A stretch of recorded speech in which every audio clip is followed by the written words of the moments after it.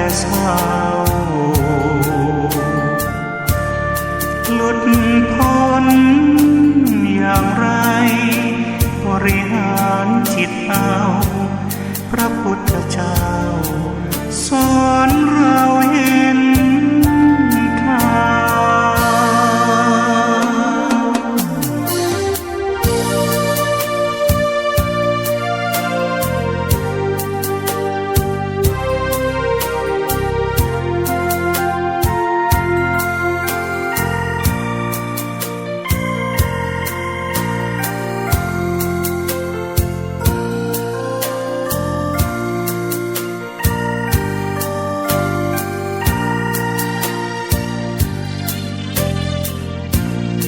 ธุรธรรมนำพ้นล้นด้วยปัญญายกธรรมเมตตานำพาสื่อสารสัจจะโยนิโสมนสิการองค์โพธิญาณ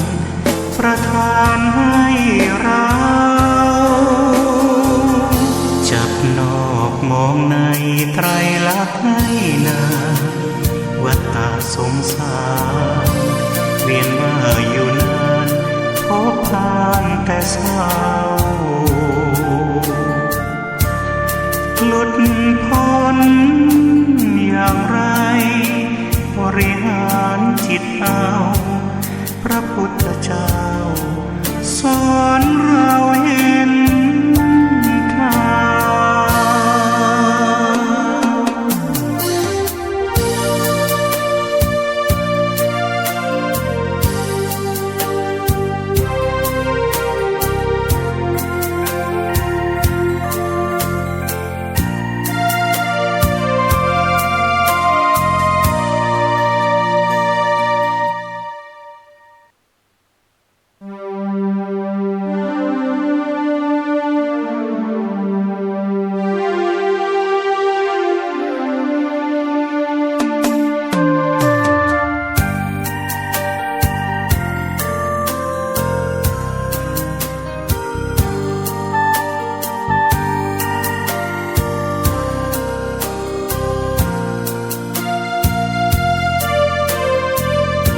หยุดนิ่งเย็นในไม่มีโต้ตอบสอบผ่านสบายฝึกจิตภายในได้มรรคคงธรรมสร้างสมบารมีมิให้ตกต่ำสภาวะธรรมส่องนำชีวิตหยุดโลภโกรธหลงปลงอนิจจังวางลงทุกสิ่งเมื่อจิตเรานิ่งเห็นธรรมทันทีแจ่มแจ้งรู้จริงพร้อมวิหารสี่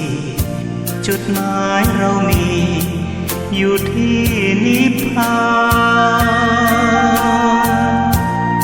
ธุรธรรมนำพ้นล้นด้วยปัญญายกธรรมเมตตานำพาสื่อสารสัจจะโยนิโสมนสิการองค์โพธิญาณประทานให้เราจับนอกมองในไตรลักษณ์ให้นาวัฏฏะสงสารเวียนว่าอยู่นานพบผ่านแต่เศร้าหลุดพ้นอย่างไรบริหารจิตเอาพระพุทธเจ้าสอนเราเห็นทาง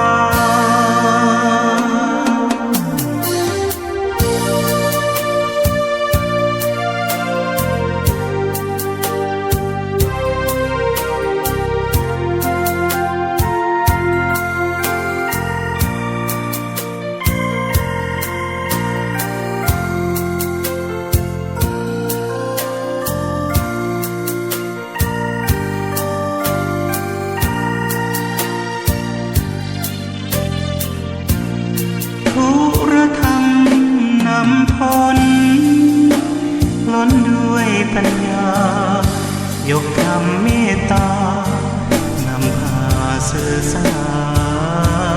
รสัจจะโยนิโสมนสิการองค์โพธิญาณประทานให้เราจับนอกมองในไตรลักษณ์ให้นาวัฏฏะสงสารเวียนว่าอยู่นานพบผ่านแต่เศร้าหลุดพ้นอย่างไรบริหารจิตเอาพระพุทธเจ้าสอนเราเห็นทาง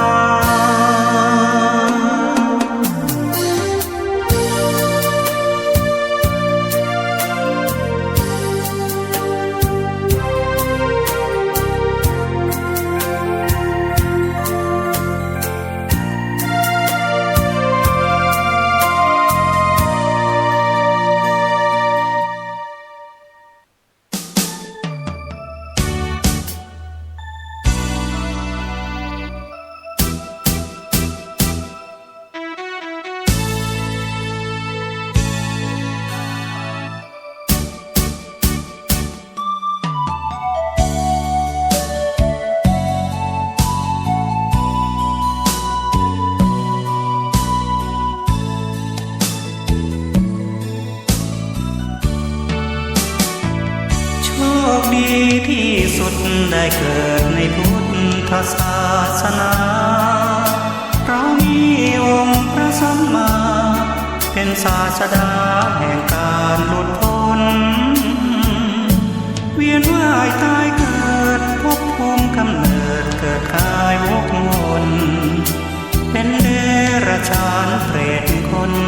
ตามจิตกุศลบาปบุญที่ทำไม่กลับมาเกิดเป็นธรรมประเสริฐพระพุทธเจ้าทรงตรัสรู้สอนเราให้เข้าใจในผลของกรรมกรรมดีหรือชั่วเพิ่งรู้ตัวก่อนการกระทำบันทึกรหัสความจำวัดผลกรรมที่เจตนาการหลุดพ้นหวังวนของกฎแห่งกรรมตั้งใจศึกษาหลักธรรมคำสอนขององค์สัมมาสำคัญที่สุดหัวใจชาวพุทธคือความศรัทธาศีลสมาธิปัญญาเกิดเวทนาวัฏฏะสงสารพ้นทุกข์ไม่ยากหากมันฝึกจิตกายใจเห็นโลภโกรธหลงคือภัยมาสนใจสร้างบุญให้ทานสวดมนต์ไหว้พระเพียรภาวนาเข้ากรรมฐานตามองค์สัมโพธิญาณเห็นทางนิพพานพ้น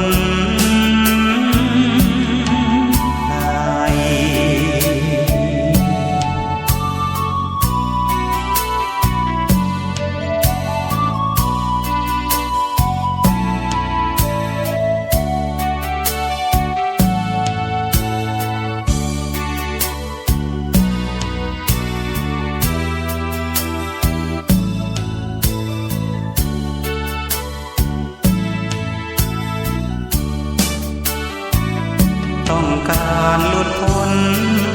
หวังวนของกฎแห่งกรรมตั้งใจศึกษาหลักธรรมคำสอนขององค์สัมมาสำคัญที่สุดหัวใจชาวพุทธคือความศรัทธาศีลสมาธิปัญญาเกิดเวทนาวัฏฏะสงสารพ้นทุกข์ไม่ยากหากมันฝึกจิตกายใจเห็นโลภโกรธหลงคือภัยมาสนใจสร้างบุญให้ทานส วดมนต์ไหว้พระเพียรภาวนาเข้ากรรมฐานตามองค์สัมโพธิญาณเห็นทางนิพพานพ้นภัย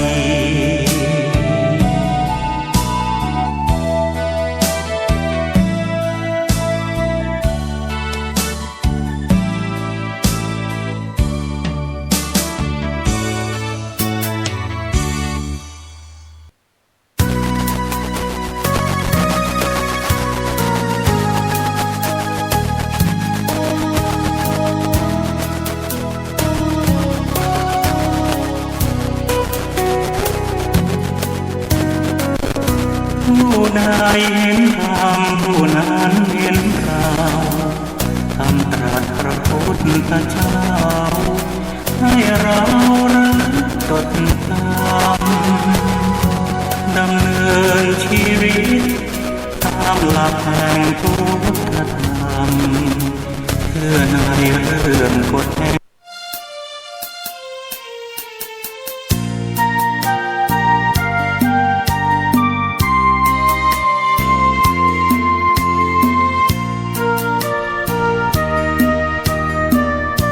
ทุกวันนี้มีความสุขหัวใจ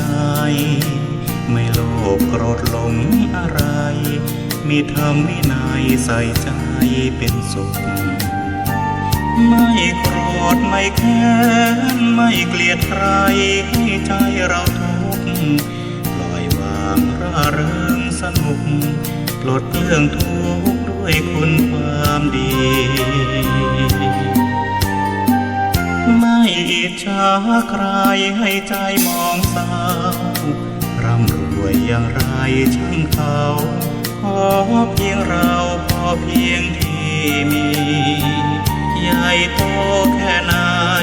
มากเงินทองกองเท่าคิรีถ้าหากใครซึ่งความดีไม่มีความหมายอายคนนินทา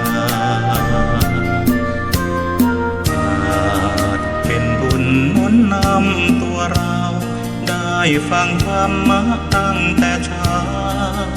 ขัดเกลาจิตใจเรื่อยมาหลวงพ่อเจ้าคุณพระเทพคือกูลศรัทธาให้พระมาเทศนาช่วยตอบปัญหา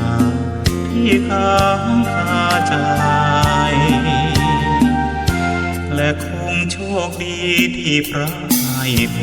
รเชิญร่วมธรรมสัญจรได้พักผ่อนแดนธรรมรำไปสร้างบุญกุศลถวายทานกันตามปัจจัยอิ่มบุญเพิ่มทุนเราให้หน้าตาแจ่มใสจิตใจงดงาม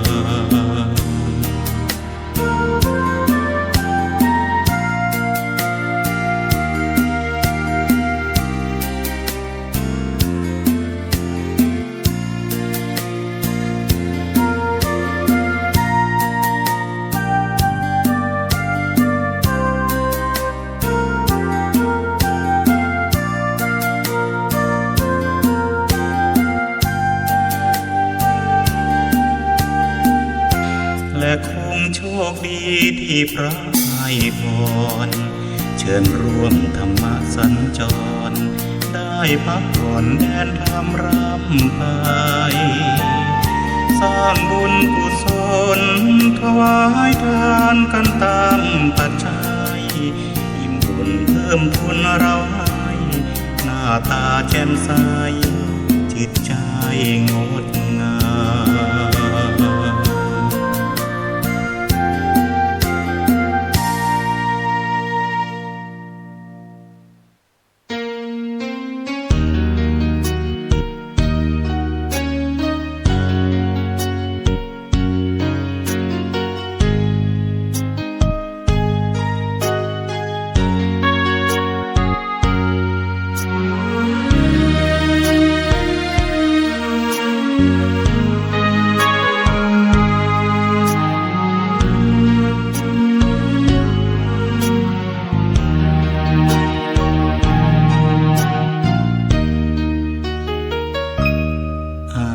นิจจังความไม่เที่ยงแท้แน่นอนบั่นทอนกับความรู้สึกผิดหวังตั้งใจไหมสิ่งใดไม่สมใจดังทุกขังตั้งอยู่ไม่ได้ดับไปอนัตตา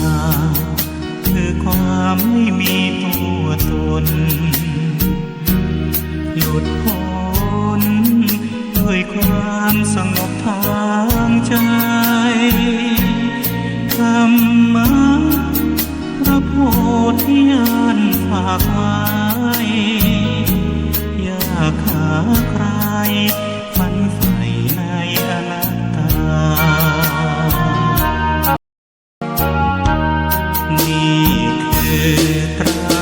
ลักษณ์ของเพื่อนมนุษย์ไม่มีสิ้นสุดเพราะกิเลสตัณหาสมไว้ในใจให้ทุกตรมบุรากลับเสน่หาไขว่คว้าช่างน่าเสียดายใกล้หลุดพ้นต้องมันฝึกฝนทนเอาช่วยให้เราพ้นการเกิดแก่เจ็บตายพระพุทธองค์ทรงตรัสพระธรรมบรรยายไตรลักษณ์ให้นายอนิจจังทุกขังอนัตตา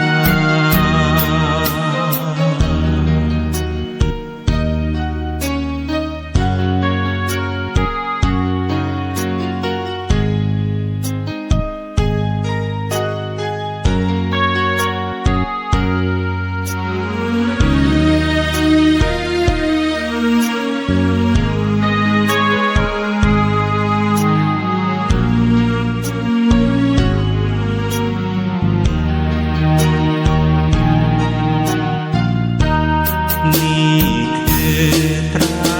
ลักษณ์ของเพื่อนมนุษย์ไม่มีสิ้นสุดเพราะกิเลสตัณหาสมไว้ในใจให้ทุกตรมบุรากลับเสน่หาไขว่คว้าช่างน่าเสียดายใกล้หลุดพ้นต้องมันฝึกฝนทนเอาช่วยให้เราพ้นการเกิดแก่เจ็บตายพระพุทธองค์ทรงตรัสพระธรรมบรรยายไตรลักษณ์ให้นายอนิจจังทุกขังอนัตตา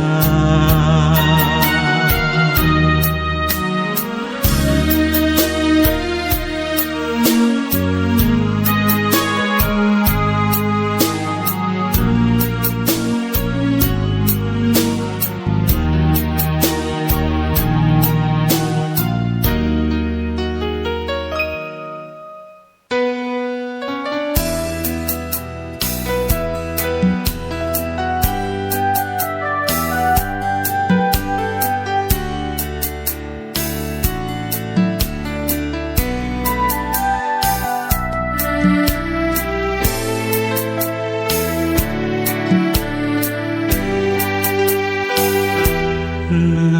โลกนี้ไม่มีผู้ใดหลีกพ้น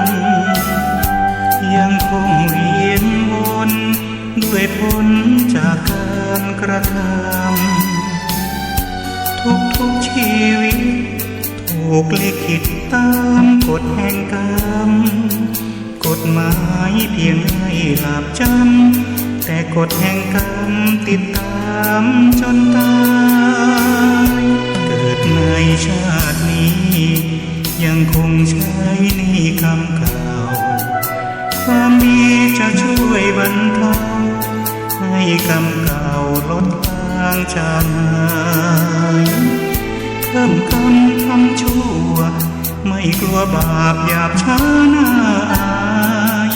รอดพ้นโทษทางกฎหมายไม่อาจเลือนหายจากโทษของกรรมทำดีได้ดีทำชั่วได้ชั่วกฎเกณฑ์ตายตัวแห่งพุทธธรรมสัตว์โลกเกิดมาย่อมเป็นไปตามกรรมดำรัสตรัสคำเป็นสัจธรรมจากองค์สัมมาเวียนว่ายตายเกิดเชื่อเถิดโลกนี้มีจริงอย่ามัวอ้างอิงคอยประวิงให้เสียเวลารีบสร้างความดีมันทำบุญถือศีลภาวนาอยู่ในโลกนี้โลกหน้าบุญช่วยนำพาผ่านเวรพ้นกรรม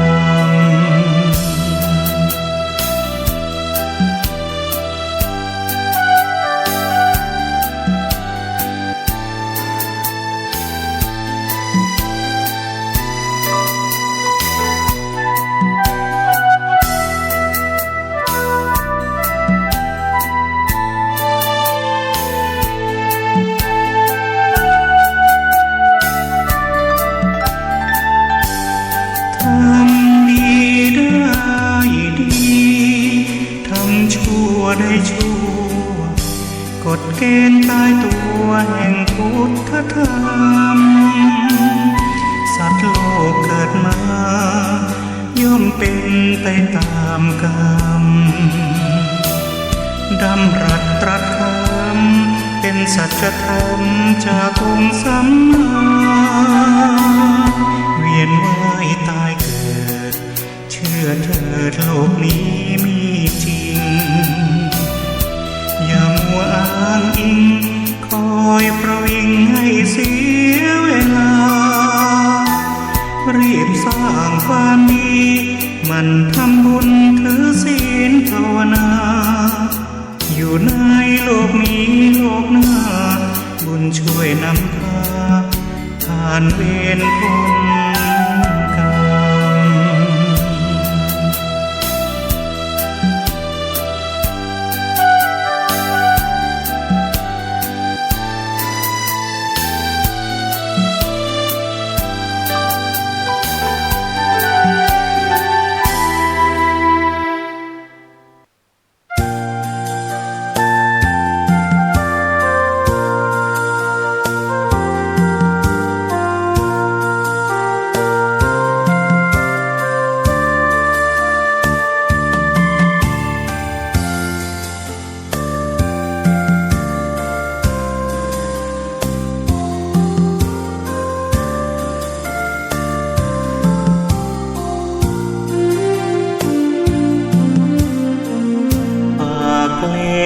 นี้ให้คนอยู่หลังสิ้นเสียงบั้งไฟก้องดังช้างร้องบอกน้องและพี่ไม่เหลืออะไรร่างหมดไหม้กลายเป็นธุลีฝากไว้เพียงคุณความดีที่สร้างไว้เมื่อกายังคงฝากเพลงบทนี้ไว้คอยเตือนใจเวลาไม่เคยคอยใครบ้างเหลือไว้ไม่กี่ชั่วโมงจงอย่าประมาทอวดฉลาดเมื่อยังยืนยงปล่อยตัวมัวเมาลุ่มหลง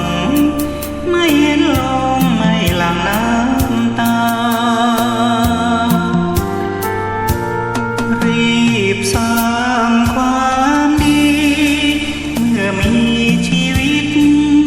โปรดอย่าได้คิดไม่มีชาติหน้าเวียนว่ายตายเกิด นำพาสร้างบุญเอาไว้เถิดนาชาตินี้ชาติหน้าให้สุขสันต์ฝากเพลงบทนี้ก่อนวันสุดท้ายหากจิตหลุดพ้นจากกายจะหาใครช่วยได้ทันฝึกลมหายใจใช้สติกำหนดทุกวันสร้างสมความดีเท่านั้นพบทางสวรรค์แน่นอน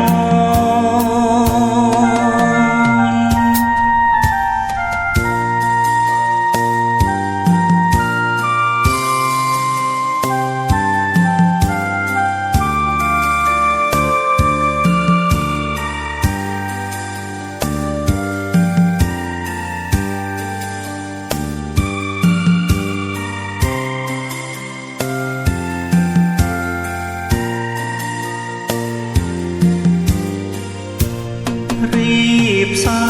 งความดีเมื่อมีชีวิตโปรดอย่าได้คิดไม่มีชาติหน้าเวียนว่ายตายเกิดผลกรรมชั่วดีนำพาสร้างบุญเอาไว้เถิดนาชาตินี้ชาติหน้า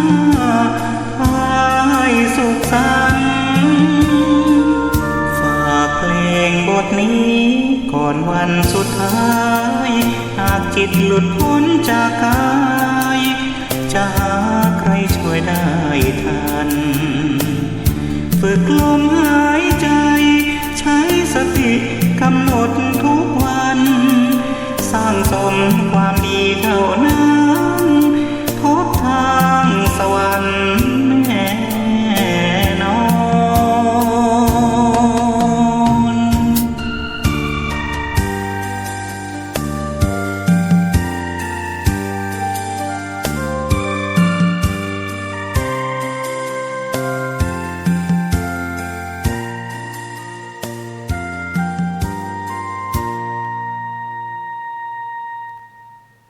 ครับขอต้อนรับ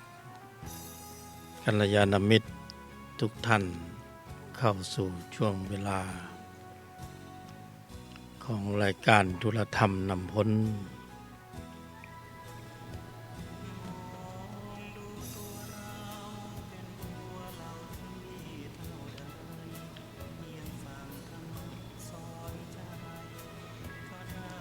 ความเคยชินที่สร้างได้ยากก็คือความเคยชินกับธรรมะเป็นความเคยชินใหม่ที่เราไม่ค่อยคุ้นเคยกันเท่าไหร่นัก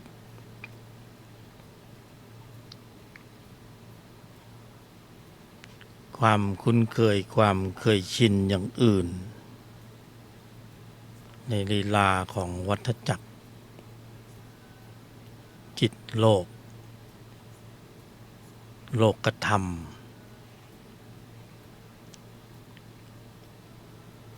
ค่อนข้างจะมีความคุ้นเคยจนเห็นว่าเป็นวิถีชีวิต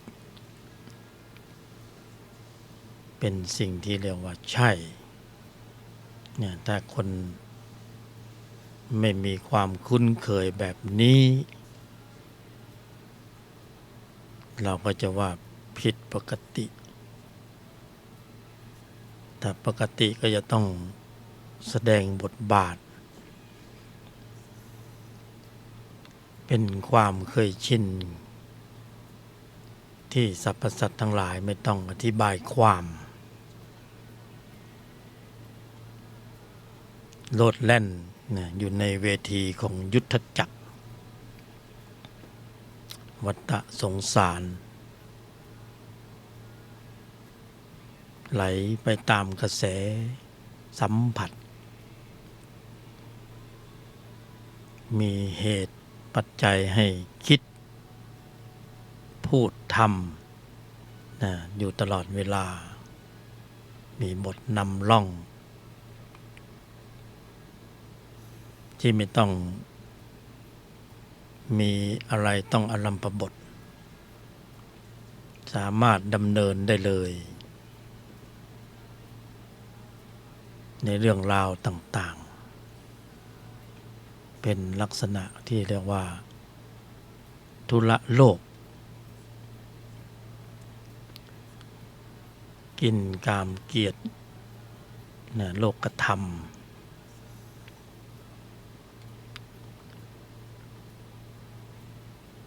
ภายนอกภายในก็เป็นเรื่องของจิตที่ดำเนินเกิดขึ้นอยู่ตลอดเวลาก็มีความเหมาะเจาะลงตัวสัมพันธ์กันทั้งภายนอกแล้วก็ภายในทุกครั้งการแสดงออกก็มีจิตเกิดขึ้นปรากฏในภายในสอดคล้องกัน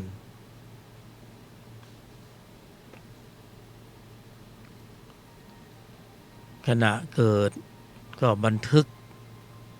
ข้อมูลอยู่ตลอดเวลาเก็บข้อมูลทั้งในที่ลับที่แจ้งเราว่าสุดยอดแล้วคนไม่มีใครรู้ไม่มีใครเห็นแต่ว่าหนีไม่พ้นการเก็บบันทึกข้อมูลโดยจิตก็บันทึกข้อมูลอยู่ตลอดเวลาในสัดส่วนที่เป็นกุศลอกุศลก็บันทึกหมดเก็บบันทึกข้อมูลไว้ในใจก็เหมือนฝ่ายบัญชีรับจ่ายเหมือนฝ่ายบัญชีคอยทำบัญชีบุญบัญชีบาปเก็บรายละเอียดทั้งหมดรายละเอียดเล็กๆน้อยๆความคิดการกระทำคำพูด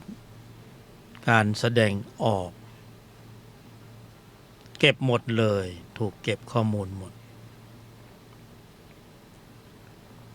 ความรู้สึกที่เป็นอัตตาตัวกูบางทีก็เข้าข้างตัวเอง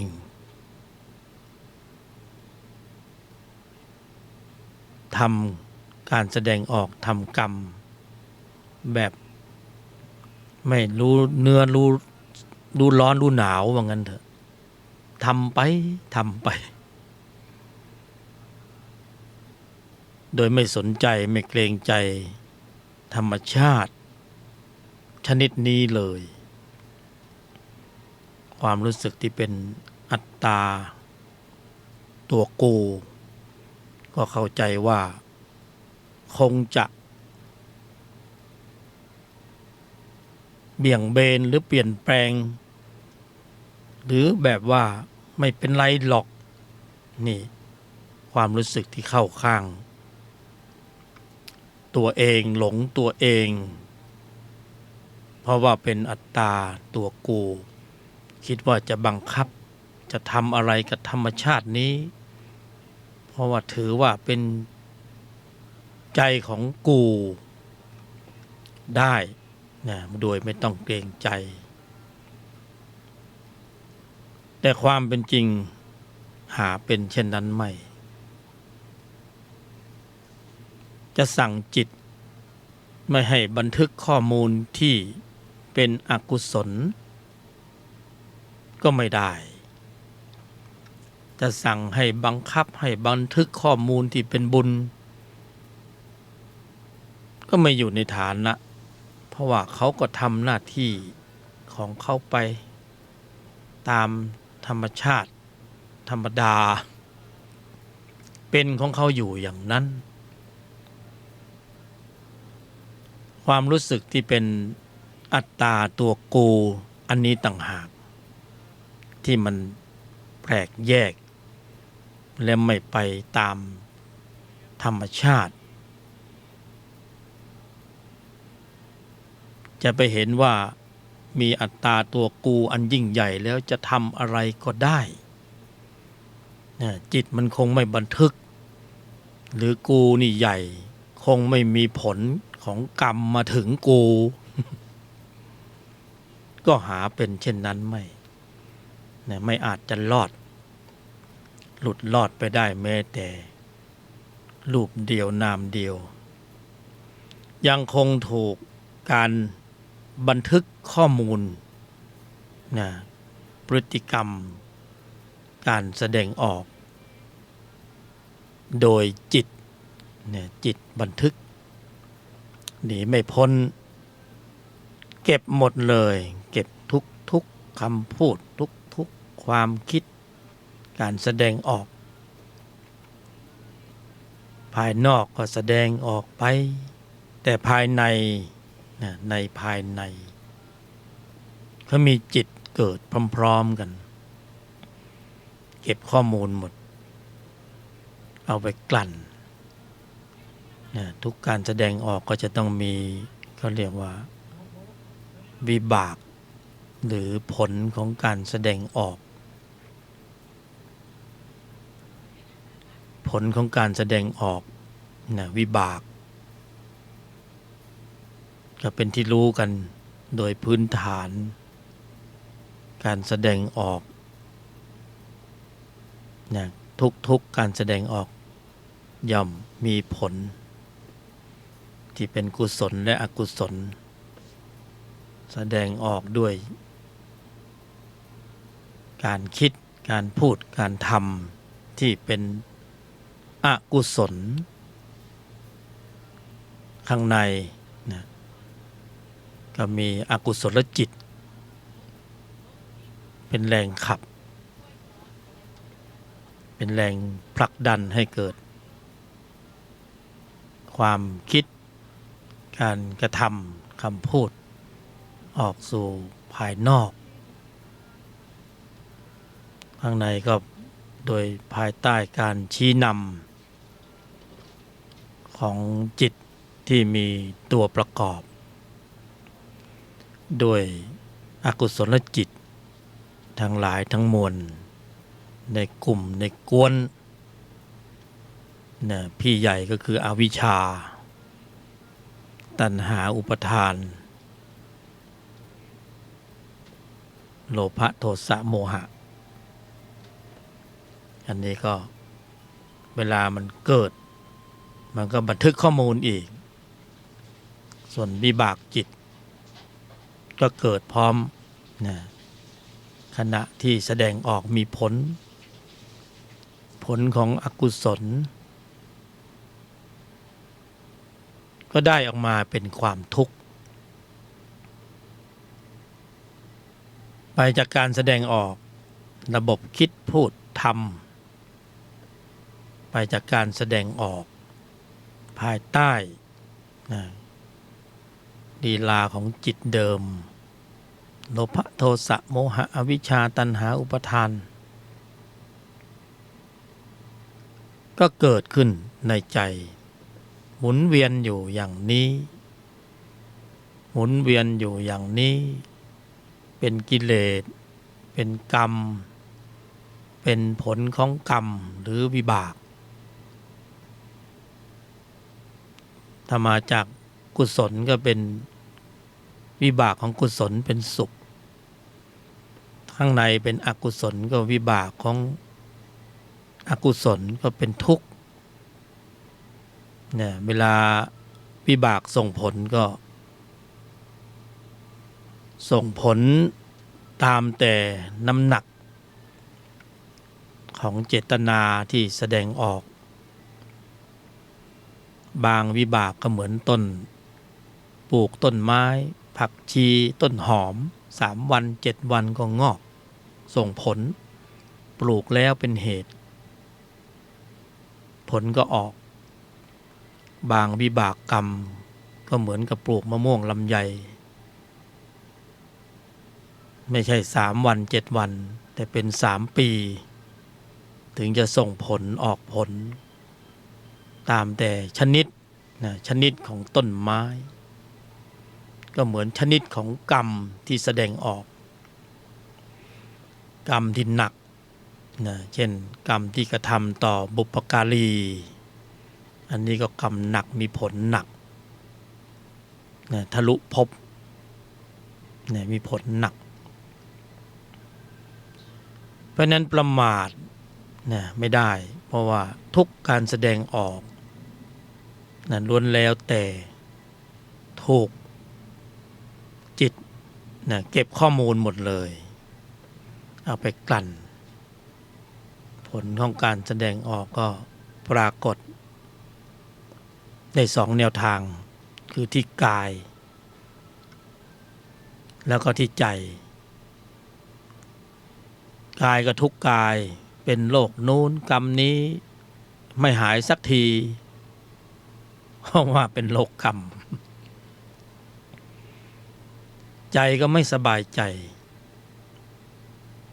มีผลข้างเคียงฟุ้งซ่านรำคาญหงุดหงิดไม่มีใครก็มากระทำอะไรให้ก็เกิดอาการฟุ้งซ่านรำคาญหงุดหงิดอยู่ๆก็อึดอัดขัดเคืองเหนื่อยหน่ายท้อแท้บ้างเบื่อบ้างกลุ่มอกกลุ่มใจเซ็งสมัดญาติหวาดหวั่นวิตกกังวลกลัวอันนี้เป็นวิบากจิตหมดเลย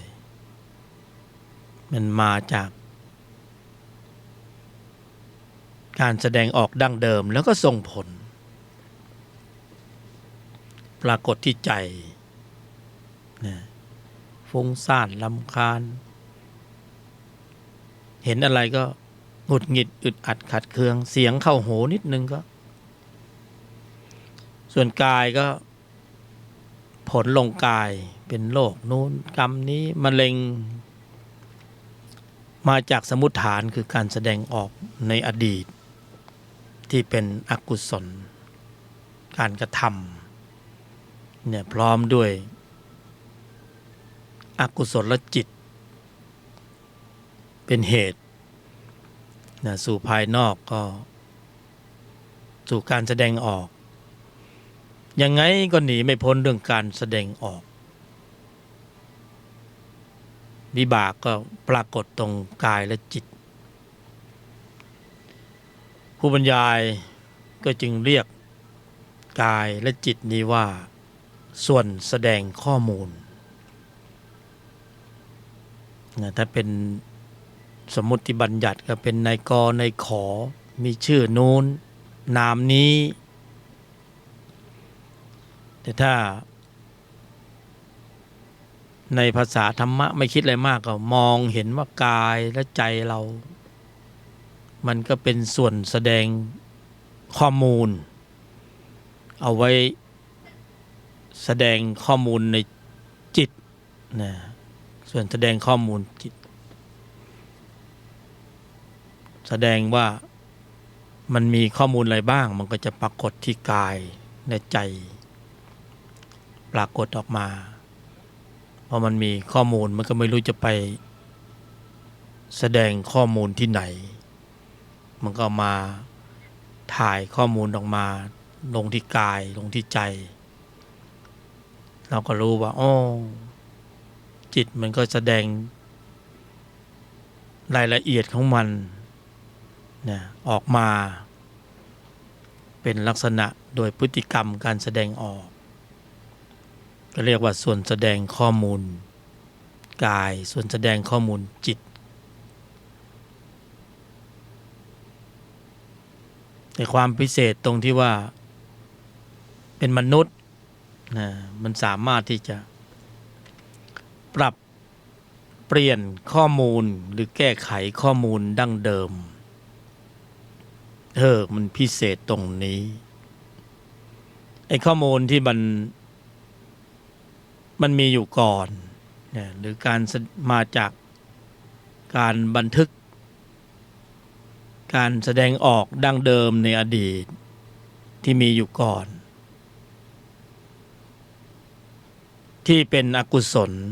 นะก็จะได้รับการแก้ไขแก้ตัวนะหรือสอบซ่อม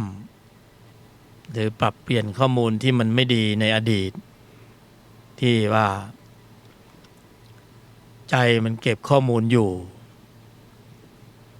นะก็จะได้ทำให้ความเป็นอกุศลนั้นบรรเทาเบาบางลงหรือนะหมดศักยภาพนะเป็นอโหสิกรรมอะไรพวกนี้ก็ต้องแก้ไขนะจากการที่พวกเราเวียนอยู่ในวัฏฏะนะสงสารอันยาวนานแล้วก็ภายใต้การผลักดันนะของจิตในฝ่ายของวัฏฏะสงสารทำสายเกิดนะทำสายเกิดโลภะโทสะโมหะอวิชชาตัณหาอุปทานทำสายเกิดนะชั้นตัวเพราะว่ามีอัตตาตัวกูเกิดขึ้นวนเข้าไปในวังวนแห่งวัฏจักรไปตายไปเกิดไปตายไปเกิดอุบัติจุติอุบัติบังเกิดจุติหมุนเวียนไปในภูมิต่างๆตามตำแหน่งของความเข้มข้นของจิตชนิดนั้นๆจิตชนิดไหนมีความเข้มข้นมากก็ดึงไปอยู่ในภาวะฐานะหรือภพภูมิตำแหน่งนั้นๆแล้วก็หมุนเวียนต่อไปในภูมิต่างๆกำหนดหมายตัดสินเนี่ยตรงที่การแสดงออกเป็นหลักโดยเฉพาะการเกิดเป็นมนุษย์การแสดงออกต้องแสดงออก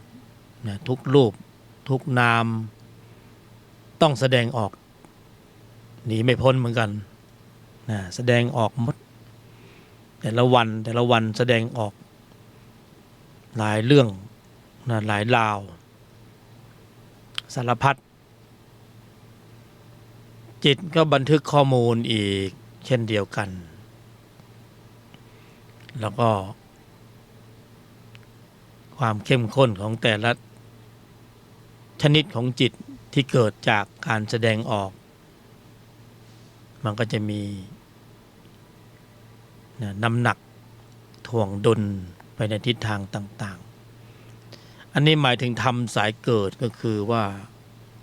การแสดงออกภายใต้เหมือนที่เรามาเกิดกันอยู่เนี้ยเราอยู่ในหมวดของธรรมสายเกิดมีข้อมูลเกิดมีข้อมูลจิตเดิมที่ว่าเคยแสดงออกไว้แล้วในอดีตจำไม่ได้แล้วก็บันทึกเป็นข้อมูลอยู่ในใจไว้แต่ว่าน้ำหนักในภพในภูมิต่างๆที่จะได้ไปเกิดมันก็มีเชื้อของมันอยู่นะมีเชื้อภูมินรกอยู่เปรตนะเปรตวิสัยสัตว์เดรัจฉานนะมีเชื้อมีพืชเชื้ออยู่แต่ว่าน้ำหนักยังไม่มีความเข้มข้นมากเพียงพอเท่านะภาวะที่จะต้องมาเกิดเป็นมนุษย์ในรอบนี้เราก็ได้มีน้ำหนักของบุญที่มากบาลานซ์พอดีกับบาปก็อดีตเราก็มองไม่เห็นแต่รู้แต่ว่า ปัจจุบันขณะนี้เนี่ยได้มีโอกาสมาเนี่ยอุบัติในท้องแม่ เกิดเป็นมนุษย์มีข้อมูลใจในส่วนที่เป็นกุศลก็มีอกุศลก็มีครึ่งกลางแต่ยังไม่ถึงบางทีก็บ้าพอก็เลยได้ชื่อว่าเป็นสัตว์ประเสริฐเป็นมนุษย์สัตว์ประเสริฐทีนี้การแสดงออกในอดีตของเราเนี่ยก็เป็นข้อมูลที่มีกุศลพอสมควรถ้าไม่ถึงพร้อมก็ไม่ได้มาเกิดเป็นมนุษย์เพราะว่ามนุษย์นี่ถือว่าเป็นสุขติภูมิเป็นภูมิที่ยังไม่ถึงขนาดว่าเป็นอบายภูมิหรือตกชั้นตกชั้นไปเกิดเป็นพวกเปรตวิสัยสัตว์เดรัจฉานนรกสัตว์นรกอะไรพวกนี้อันนี้ก็น้ำหนักของบุญมันพร่องน้ำหนักบาปมันเยอะธรรมชาติตัดสินแล้วว่าความเข้มข้นของจิตที่สะสมมาจากการแสดงออกใจได้เก็บข้อมูลตรวจสอบแล้วพิสูจน์ทราบแล้วน้ำหนักของบาปมีน้ำหนักถ่วงไปทางอบายภูมิเราก็จะได้สัญญาเขาก็จะโยงให้ไปเกิดในอบายภูมิแต่ตอนนี้พวกเราอยู่ในภาวะฐานะที่เป็นมนุษย์ เป็นคนเป็นสัตว์ประเสริฐครึ่งหนึ่งเรามีสัตว์อยู่ในใจของเราสัตว์ร้ายมีนรกอยู่ในใจมีเปรตอยู่ในใจ มีอยู่แต่ว่าทำไมมันยังไม่แสดงตัวบ่อยนักเพราะว่าเรามีพระอยู่ด้วยในใจเราก็คือประเสริฐเป็นผู้ที่มีใจสูงก็เลยคุมอยู่คุมอยู่ก็เอาอยู่เวลาฟังธรรมะก็พระก็มาขึ้นรับหน้ารีบเพราะว่ามีพืชเชื้อแต่เราไม่มีพืชเชื้อของบุญเราฟังธรรมะก็คงไม่รู้เรื่องอย่างพวกสัตว์เดรัจฉานนี่มีพืชเชื้อของบาปมีข้อมูลจิตที่ประกอบด้วยโทสะโลภะโมหะในปริมาณหนาแน่นมันก็มาฟังธรรมะไม่รู้เรื่องฟังไม่ได้ฟังได้แต่ไม่เข้าใจแต่พวกเราถือว่าในใจมีพระสติพระสมาธิพระปัญญาพระศรัทธาพระความเพียรอันเนี้ยไม่ต้องอยู่ในใจอยู่แล้วไม่ต้องไปหามาแขวนคอมีอยู่แล้วเป็นพระเพราะนั้นฟังธรรมะก็เลยเข้าใจแต่ทีนี้ในใจนี่มันก็ไม่ใช่ว่าจะมีพระอยู่ทั้งหมดเพราะเป็นมนุษย์เนี่ยมันก็มีข้อมูลของนรกเปรตอสุรกายสัตว์เดรัจฉานจิตยังมีอยู่เรามาเกิดเป็นมนุษย์เรามีหน้าที่เป็น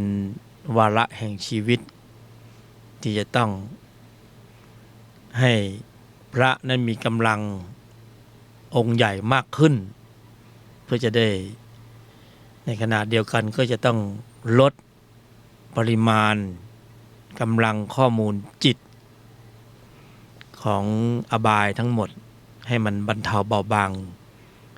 จนหมดสิ้นสมุจเฉทถ้าหมดสิ้น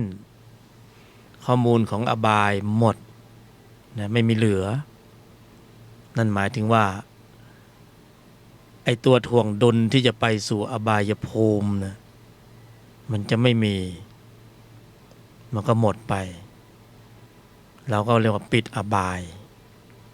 นะการที่เราจะต้องไปอุบัตินะบังเกิดในอบายภูมิก็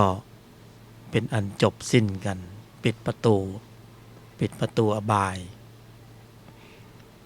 ทำให้ข้อมูลมันบรรเทาเบาบางเนี่ยถ้ามีอยู่มันก็มีสัญญามีร่องรอยเราก็ต้องไม่ประมาทแต่ประมาทเราก็มีโอกาส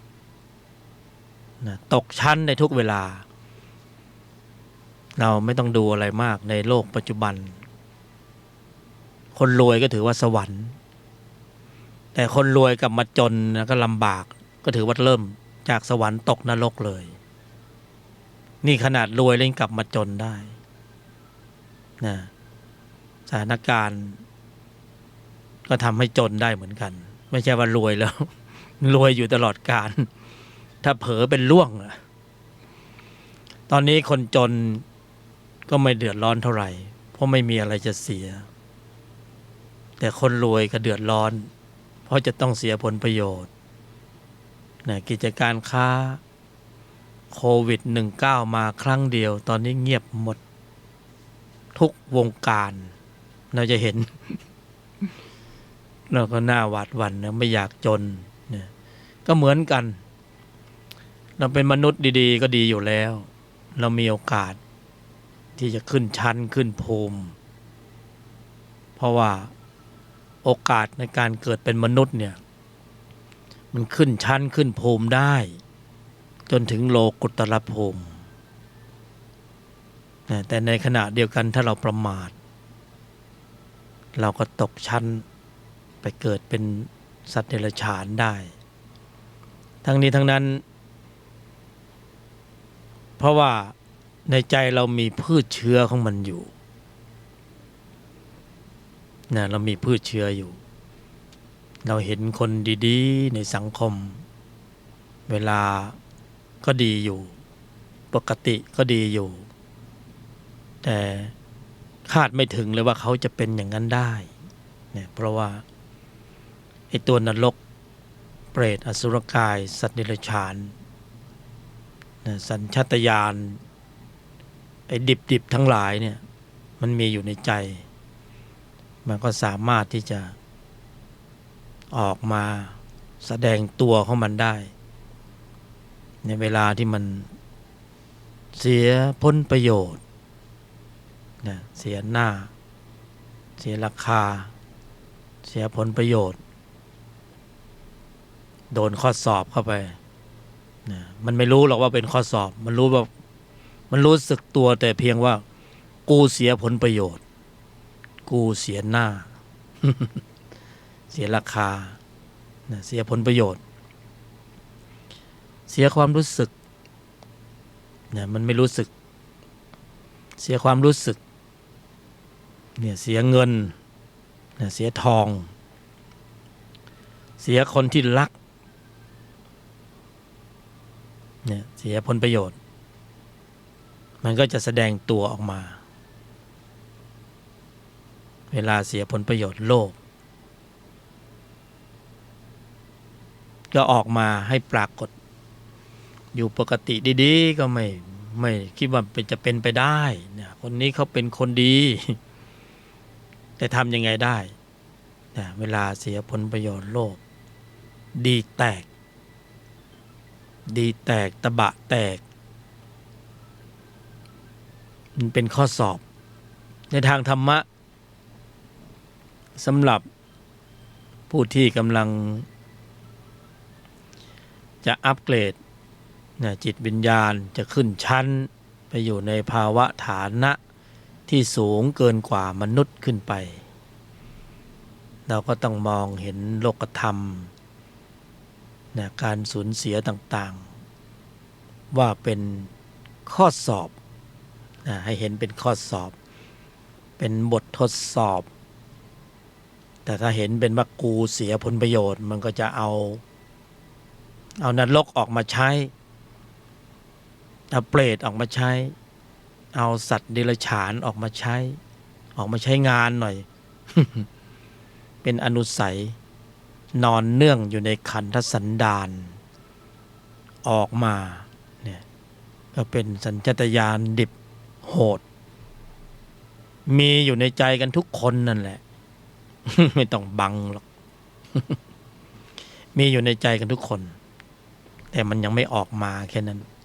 ให้มันถูกจุดนะจี้จุดนั่นมันค่อนข้างจะหนาแน่นเพราะว่าแต่ละภพแต่ละชาติการเกิดเวียนตายเวียนเกิดในที่ต่างๆจะเรียกได้ว่าเราใช้ข้อมูลจิตเหล่านี้โดยส่วนมากโดยส่วนเดียวเสียด้วยซ้ำไปถึงสามารถที่จะมีแรงขับแรงขับดันเคลื่อนไปในวัฏสงสารไปในภูมิต่างๆได้อันนี้ก็ถือว่าเราใช้บ่อยใช้ประจำใช้สม่ำเสมอใช้จนเกิดความเคยชินจนเป็นเราเรียกว่านิสัยเป็นนิสัยของธรรมสายเกิดเป็นนิสัยเรียกว่านิสัยชั้นตัวธรรมสายเกิดเพราะนั้นมันก็เลยหนาแน่นมีปริมาณข้อมูลจิตเข้มข้นหนาแน่นเข้มข้นขนาดไหนเวลาเสียผลประโยชน์สุภาพสตรีสวยๆสุภาพบุรุษหล่อๆใส่สูทใส่ชุดงามๆก็กลายเป็นมารเป็นพยาร้ายได้เป็นซอมบี้ได้เหมือนกันเด้อ เพราะนั้นยากมากข้อมูลในการที่จะนำเอาข้อมูลจิตเหล่านี้ซึ่งเป็นของดั้งเดิมอยู่ในใจแล้วก็เป็นสายพันธุ์พยามารเรียกว่ายังรากแก้วลึกอยู่ในใจของสัตว์ทั้งหลายเพราะฉะนั้นโอกาสที่จะหลุดรอดนี่ยากมากเป็นอนุสัยกิเลสหนาแน่น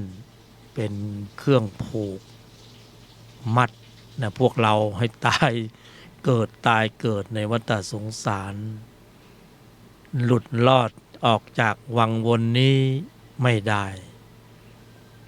หลุดรอดออกจากวังวนนี้ไม่ได้คงจะต้องเวียนตายเวียนเกิดอีกหลายภพหลายชาติแสดงออกภายใต้แรงขับดันของจิตที่มีตัวประกอบเหล่านี้เป็นเครื่องส่งเสริมผลักดันแล้วก็ต่อเชื้อต่อยอดเดิมๆเพื่อที่จะให้เราได้เคลื่อนต่อไปในวัฏสงสารหมุนกงล้อของวัฏจักรให้เคลื่อนให้หมุนเวียนไปชีวิตก็จะดำเนินไปในภูมิต่างๆก็จะเจอสภาวะสุขบ้างนิดๆหน่อยๆส่วนมากก็เป็นสภาวะทุกข์สภาวะทุกข์เกิดเป็นนรกเป็นเปรตอสุรกายสัตว์เดรัจฉานก็ทุกข์มากหน่อยเป็นมนุษย์ก็เบามีครึ่งสุขครึ่งทุกข์ก็เป็นอย่างนี้จะมีสุขทั้งหมดเลยก็ไม่เห็นมีใครสุขคนเดียวทั้งหมดเลยในชีวิตก็มีทุกข์ด้วยเหมือนกันแต่ถ้าจะสุขเลยก็ไม่ต้องมาเกิดเป็นมนุษย์ทีนี้ปัญหาว่าก็ไม่อยากเกิดมาเจอทุกข์จะทำอย่างไรก็ต้องเกิดใน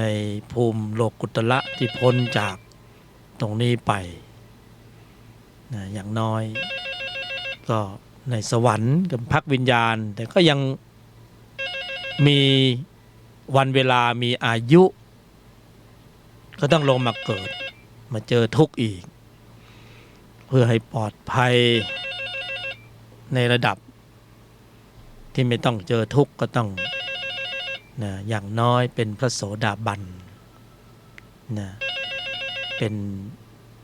เข้าอยู่ในข่ายของพระอริยะอันนี้ก็จะข้ามนะพ้นไปได้ ก็ต้องอยู่ที่กระบวนการในการจึงมีเรื่องราวของการปฏิบัติธรรมจริงๆก็ต้องการที่จะอัปเกรดจิตวิญญาณของตนเองให้สูงเกินกว่ามาตรฐานที่เป็นอยู่ในปัจจุบันนี้แต่ถ้าอัปเกรดขึ้นไปกว่านี้ไม่ได้และยังไม่พอต่ำกว่ามาตรฐานตรงนี้ลงไปอีก มันก็จะมีจุดรองรับคือพวกนรกอบายภูมิก็จะรองรับตรงนี้ก็คือโอกาสที่เราจะอัปเกรดในช่วงที่ดีมากที่สุดนะแต่ก็ต้องระมัดระวังมันอาจจะลดเกรดนะตกชั้นลงไปก็เป็นได้เพราะนั้นก็ตัดสินกันตรงที่การแสดงออกนะการแสดงออกโอกาสของพวกเราตอนนี้ถือว่าการเป็นมนุษย์ยังไม่ได้ถือขนาดว่าหมดโอกาสนะแต่ถ้าสรรพสัตว์ที่เขาเกิดในภูมิอบายเขายากมากที่จะอัปเกรดขึ้นมาเพราะว่ามันเป็นภูมิที่ต้องได้รับโทษเนี่ยเหมือนคนติดคุกติดตารางอยากจะทำอะไรทำโน่นทำนี่มันก็ทำอะไรไม่ได้เพราะว่ากายไปถูกกักกันไว้อยู่ในสถานกักกันนะถ้าเป็นอบายภูมิพวกสัตว์ที่เกิดในอบายภูมิเขาก็คิดเหมือนกันมันไม่มีใครอยากจนหรอกไม่มีใครอยากอยู่ในอบายใช่ไหมเขาก็อยากจะอัปเกรดเขาก็มองเห็นมนุษย์มนุษย์นี่มันก็เข้าท่าแต่ว่ากูเป็นสัตว์เดรัจฉานอยู่กูจะทำยังไงให้ไปเกิดเป็นมนุษย์ไปต้องโทษให้ต้องไปเกิดเป็นในภูมิอบายนั่นก็คิดหนักเหมือนกันแต่อย่างพวกเราตอนนี้เนี่ยมันอย่าให้ตกชั้นไปกว่านี้อย่าให้ตกชั้นไปกว่านี้มันจะแย่เอาก็เหมือนอยู่ในชีวิตประจำวันปกติอย่าให้ต้องไปมีคดีความแล้วไปติดคุกติดตารางมันแย่มากหมดสภาพเลยนะไม่รู้จะอธิบายยังไงอยู่ในชีวิตประจำวันที่เป็นปกติเพราะนั้นความไม่ประมาทเราก็ไม่รู้นะว่าวิบากกรรมข้างในเราไปเคยทำอะไรไว้บ้างมันทีมันก็เข้าสติอย่าไปทำให้มันดีๆก็กลายเป็นสิ่งที่เลวร้ายลงไปเพราะฉะนั้นเราก็ต้องเร่งทำความเพียรหนึ่งไม่ต้องการให้ตกชั้นไปสู่อบายนะสองเราก็ต้องเร่งทำความเพียรเพราะว่าอายุมนุษย์มันสั้นมันได้มีอายุเป็นหมื่นปีอายุมนุษย์มันสั้นเราจะทำความเพียรได้สักระยะเวลาสั้นๆจะได้ผลเพื่อหนีอบายได้ไหมจริงๆเราก็มีเชื้ออบายอยู่ตายจากมนุษย์เนี่ยอาจจะมีคิวได้ไปเกิดเป็นสัตว์เดรัจฉานใครก็ไม่รู้ตายจากมนุษย์ตรงนี้อาจจะได้มีคิวเขารอคิวอยู่ตอนนี้เรามาเสวยบุญนะมารับบุญก่อนแต่ว่าไอ้ข้อมูลจิตดั้งเดิมที่มันมีวิบากในอดีตที่มันคอยรอเช็คบินอยู่ตอนนี้เช็คบินแล้วนะได้มาเกิดเป็นมนุษย์เขาก็รอคิวอีกว่าจากมนุษย์ไปมันมีบินค้างอยู่เนี่ยคุณจะต้องมีสัญญาต้องไปเกิดเป็นนรกเป็นเปรตเป็นอสุรกายเป็นสัตว์เดรัจฉานมีบินค้างอยู่ยังไม่ได้จ่ายไปสร้างหนี้การแสดงออกไว้ในที่ต่างๆแล้วปรากฏว่า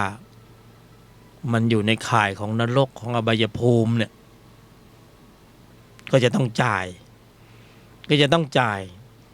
เนี่ยหลังจากที่จ่ายแล้วก็ต้องเกิดจากมนุษย์แล้วเกิดตายจากมนุษย์ไปแล้วก็ต้องไปจ่ายในบินอื่นเนี่ยมันไม่ได้หายไปไหนเพราะบอกแล้วว่าจิตเขาบันทึกข้อมูลเพราะฉะนั้นทางที่ดีที่สุดเนี่ยปลอดภัยที่สุดคือต้องเร่งสร้างกำลังของพละบุญไงพละเพื่อให้เอากำลังของพละเนี่ยเป็นทรัพย์วิญญาณเอาไปจ่ายโดยอัตโนมัติจ่ายบินของนรกของเปรตอสุรกายสัตว์เดรัจฉานเนี่ยแต่เราต้องมีกำลัง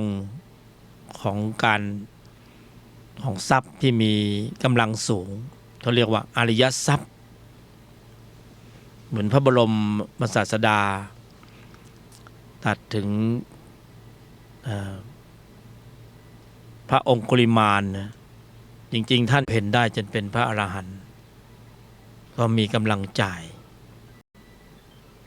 การปฏิบัติบำเพ็ญให้ได้อริยจิตอริยทรัพย์ก็เหมือนมีทองนะไอ้เจ้านี่มันเห็นทองมันก็ดีกว่าเงินเลยนะทองเอาไปขายก็แปลเป็นเงินได้เราเป็นหนี้เงินแต่ว่าเอาทองไปจ่ายก็เช่นเดียวกันนะนี่ในอบายภูมิในภูมิต่างๆที่เราจะต้องมีสัญญามีร่องรอยต้องไปชดใช้นะวันนี้มาใช้นี่ในเมืองมนุษย์แต่การเกิดในตำแหน่งของมนุษย์เนี่ยมันสุดยอดตรงที่ว่าสามารถสร้างอริยจิตได้สุดยอดตรงนี้ถ้าตำแหน่งของสัตว์อื่นเขาสร้างอริยะไม่ได้นะสร้างอริยจิตไม่ได้ตำแหน่งที่เราอยู่ตอนนี้นะเราจะเอาอริยจิตเนี่ยให้อยู่เหนืออำนาจการของนรกจิตเปรตจิตอสุรกายจิตสัตว์เดรัจฉานจิตอบายจิตทั้งหลายเนี่ยทุกจิตเนี่ยเกรงใจอริยจิตเพราะนั้นอริยจิตจึงสั่งได้เรามีมนุษย์จิตก็ยัง50-50นะอาจจะขอความอนุเคราะห์ได้แต่บางทีก็ไม่รอดนะมีสวรรค์จิตก็ยังจ่ายได้ไม่หมดเพราะว่ามีอายุยังเคลียร์ได้ไม่สุดยอดนะไม่จบเพราะฉะนั้นเราจะต้องสร้างอริยจิตเพื่อที่เอาอริยจิตเนี่ยไปลบข้อมูลของนรกจิตเปรตจิตอสุรกายจิตสัตว์เดรัจฉานจิตเนี่ยลบได้แล้วก็เคลียร์ได้จริงๆเนี่ยพวกเราก็จึงต้องมีการเจริญอบรมศึกษาปฏิบัติธรรมสมถะวิปัสสนาที่เขาดำเนินกันอยู่เนี่ยตามแต่ร่องรอยที่พระบรมศาสดาตรัสรู้ได้มอบมรดกธรรมให้แก่มวลมนุษยชาติทั้งหลายได้เนี่ยเอาไปชำระล้างตัวเองเนี่ยด้วยตนเองเพราะการตรัสรู้ของพระพุทธเจ้าได้มาซึ่งมรรคผลตนธรรมนะมรรคผลตนธรรมเราก็อาศัยมรรคผลตนธรรมที่พระพุทธเจ้าตรัสรู้เอามาปฏิบัติให้เราได้มรรคผลตนธรรมได้อริยจิตเมื่อเราได้มรรคผลตนธรรมได้อริยจิตเราก็มีกำลังในการชำระล้างสูงหนี้กี่หนี้กี่เจ้าหนี้กี่คนหนี้เท่าไหร่ตอนนี้เรารวยแล้วเราก็เอาไปจ่ายเขาได้ตอนนี้เรายังไม่รวยเราไม่มีกำลังในการผลิตมรรคผลตนธรรมนะไอ้ชั้นตัวมันก็ถล่มเราแหลกลานโลกนูนกรรมนี้ความฟุ้งซ่านรำคาญหงุดหงิดอึดอัดขัดเคืองเหนื่อยหน่ายท้อแท้เบื่อกลุ้มเซ็งฆ่าตัวตายไปหลายคนแล้วเนี่ย เดี๋ยวนี้ยุคนี้ฆ่าตัวตายกันไปหลายคนยังนะใจเย็นๆก่อนอย่าเพิ่งตัดสินใจทำลายของดีนะใจเย็นๆอย่าเพิ่งทำลายอุปกรณ์กายมนุษย์มันไม่สามารถจะจบด้วยการทำลายกายของเราทิ้งไม่ได้ไม่จบเราจะจบได้ก็คือเราจะต้องเอากายนี้นะมาผลิตให้กำเนิดกำลังของอาริยจิตขึ้นมาให้กำเนิดกำลังของอาริยจิตขึ้นมาแล้วมันจึงจะจบก็คือจะจ่ายหนี้ได้นะบางคนก็ไปทำลายกายทิ้งเท่ากับทำลายของดีนะแก้วสารพัดนึกกายมนุษย์นี่เป็นแก้วสารพัดนึกเป็นเรือข้ามฟากชั้นดีเนี่ยสามารถข้ามขับเคลื่อนการแสดงออกดีๆเนี่ยเรือลำนี้จะพาข้ามอบายข้ามนรกข้ามเปรตข้ามอสุรกายข้ามสัตว์เดรัจฉานขับเคลื่อนการแสดงออกให้ดีๆนะกายมนุษย์เนี่ยเหมือนเรือพาเราข้ามอบายภูมิพ้นทุกข์ได้แล้วไปทำลายกายทิ้งเนี่ยไปฆ่าตัวตายฆ่าคนในครอบครัวตายหนังยาวนะมันนอกจากจะทำลายเรือทิ้งเสร็จปุ๊บเนี่ยเราไม่ได้อริยจิตของเราขณะมรณวิถีจิตสุดท้ายนั้นเศร้าหมองเราฆ่าตัวตายที่หมายข้างหน้าเขารอเราอยู่นรกภูมิเปรตภูมิอสุรกายภูมิสัตว์เดรัจฉานภูมิเพราะจิตมันตกชั้นลงไปไงเนี่ยเพราะฉะนั้นนี่ยังก่อนใจเย็นๆอย่าพึ่งเนี่ยผู้บรรยายเคยบรรยายออกรอดอหนองห้อเมื่อหลายปีก่อนผู้ฟังก็ฟังอยู่อย่างเงี้ยพอจบรายการเขาก็โทรศัพท์มาเขาบอกขอบคุณมากๆเขากำลังคิดจะฆ่าตัวตายคิดไปมุมนู้นก็ฟังผู้บรรยายก็มาห้ามคือเขาฟังธรรมะเราก็ไม่รู้เราพูดอะไรแต่เนื้อความมันไปห้ามไม่ให้เขาไปฆ่าตัวตายนั่นทำให้เขามีสติฉุดคิดขึ้นได้ว่าโอ้กายมนุษย์นี่มันผู้บรรยายบอกว่ามันเป็นเรือข้ามฟากมันเป็นแก้วสารพัดนึกเป็นส่วนแสดงข้อมูลในการปรับเปลี่ยนข้อมูลจิตก็ต้องอาศัยกายไอ้ข้อมูลจิตที่มันเป็นอกุศลเยอะๆอยู่ในใจเนี่ยปรับการแสดงออกใหม่ส่งผลสู่การได้ข้อมูลจิตใหม่ก็ไปแก้ไขข้อมูลจิตเก่าดั้งเดิมที่อยู่ในใจนะสภาพความรู้สึกต่างๆมันก็จะดีขึ้น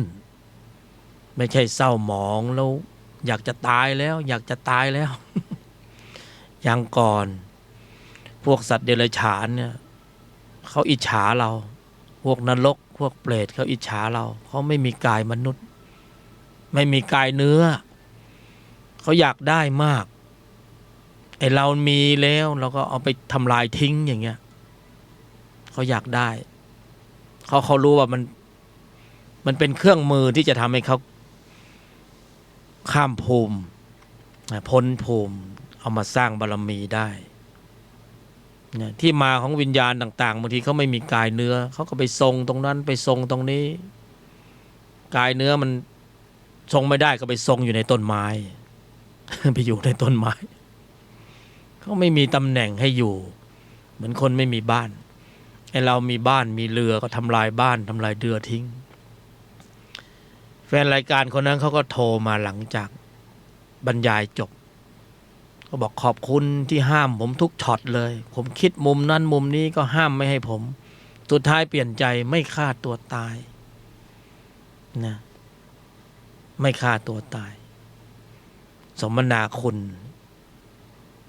ถวายผู้บรรยายไม่ใช่ถวายหรอกช่วย ผู้บรรยายไม่ใช่พระเป็นฆราวาสช่วยค่าสถานี 8,000 บาท สมัยนั้นบรรยายออก FM รอดอหนองฮ่อ1,152 กิโลเฮิรตซ์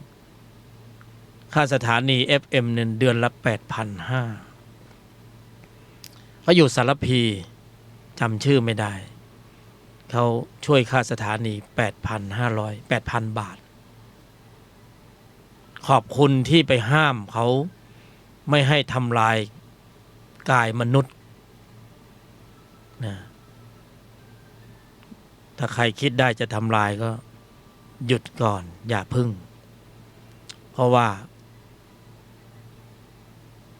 ปัญหาทุกปัญหามันมีทางออกหมดให้เรานิ่งสักพักหนึ่งอย่าพึ่งด่วนตัดสินใจนะไปทำลายแล้วมันเอาคืนไม่ได้หมดแล้วหมดเลยเดี๋ยวจิตวิญญาณก็ไม่มีที่ส่งที่อยู่จะต้องไปรับผลของวิบากการแสดงออกเพราะว่ามรณวิถีจิตสุดท้ายไม่มีใครเบิกบานหรอกมั้งคนฆ่าตัวตายมันเศร้าหมองนะเศร้าหมองก็ตกชั้นก็จุดรองรับก็คืออบายภูมิจะเกิดเป็นมนุษย์อีกคงจะยากอยู่นะสวรรค์ก็ไปไม่ได้เพราะมีความเศร้าหมองเขาเบิกบานเขาล่าเริงเราก็มีโทสะมากๆขึ้นไปสวรรค์ก็สวรรค์เขาก็เดือดร้อนเขาก็ต้องจัดสรรให้ไปเกิดในตำแหน่งของสัตว์ที่มีโทสะมากๆนะเป็นมนุษย์ก็ไม่ได้เพราะมันขี้โมโหเกินเขาก็หาเครื่องแบบให้ใหม่เป็นเอาเครื่องแบบที่มี4 ขามีฟันแหลมๆเนี่ยก็เป็นสัตว์เดรัจฉานเนี่ยมีเป็นที่แสดงข้อมูลของจิตเอาไปกักกันไปขังไว้ตรงนั้นก่อนนะว่ามันมีความเข้มข้นของจิตที่มีตัวประกอบด้วยโทสะมากตายแล้วให้ไปเกิดเป็นเสือนะเป็นอย่างนั้นธรรมชาติจัดสรรไปเพราะนั้นตำแหน่งที่ในวังวนแห่งวัฏจักรในลีลาของวัฏฏะเนี่ยตำแหน่งที่เราอยู่ตอนนี้ถือว่าได้ที่นั่งดีว่างั้นเถอะได้ที่นั่งดีตรงกลางที่นั่งไม่ดีก็ไปนั่งในภูมิอบายแล้วมองขึ้นไปโอ้ข้างบนที่นั่งดีกว่าสวรรค์นะก็ไปได้นะดีกว่านั้นก็มีพระอริยะนะโลกุตระนะหรือท้าวมหาพรหมไปได้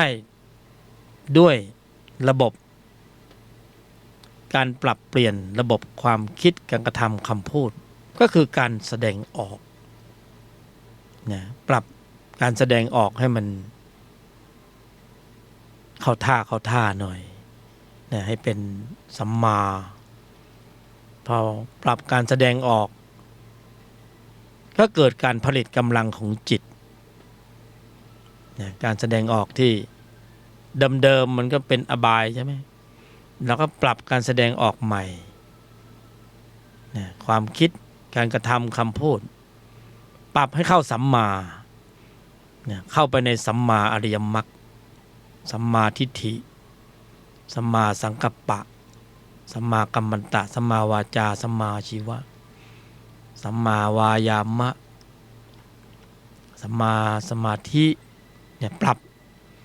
แค่ปรับเปลี่ยนระบบพฤติกรรมการแสดงออกก็เข้าไปสู่ในกรอบของสัมมาอริยมรรคพอการแสดงออกในกรอบนี้ก็จะผลิตกำลังของจิตที่มีองค์ประกอบขึ้นมานะแต่เดิมนี่เราไม่ได้ปรับระบบความคิดการกระทำคำพูดของเราใช้ความเคยชินในนิสัยดั้งเดิมนิสัยนะคนอื่นเขามองแล้วว่าแย่แล้วเราบอกว่ามาตรฐานของกูเป็นแบบนี้กูจะเป็นแบบนี้กูจะแสดงออกแบบนี้นะกูจะพูดแบบนี้คิดแบบนี้ทำแบบนี้ใครไม่ต้องมายุ่งมีปัญหาอะไรหรือเปล่า ไม่มีใครมีปัญหากับเราหรอกแต่เรานะมีปัญหาที่ตัวเราเองก็เพราะการแสดงออกแบบนั้นความเคยชินเดิมๆนิสัยเดิมๆก็บอกเลยว่ามันมีจิตเกิดขึ้นสอดคล้องกับการแสดงออกทุกการแสดงออกไม่ว่าจะคิดพูดทำเนี่ยมันมีจิตเกิดแล้วมันเป็นอกุศลจิต เป็นจิตที่มีตัวประกอบด้วยอกุศลเกิดพร้อมเนี่ยไอ้ตัวเนี้ยคือตัวปัญหาของเราเองไม่ใช่ของใครเพราะอกุศลจิตมันเกิดขึ้นพร้อมด้วยการแสดงออกภายนอกมีจิตเกิดภายในเขาสอดคล้องกัน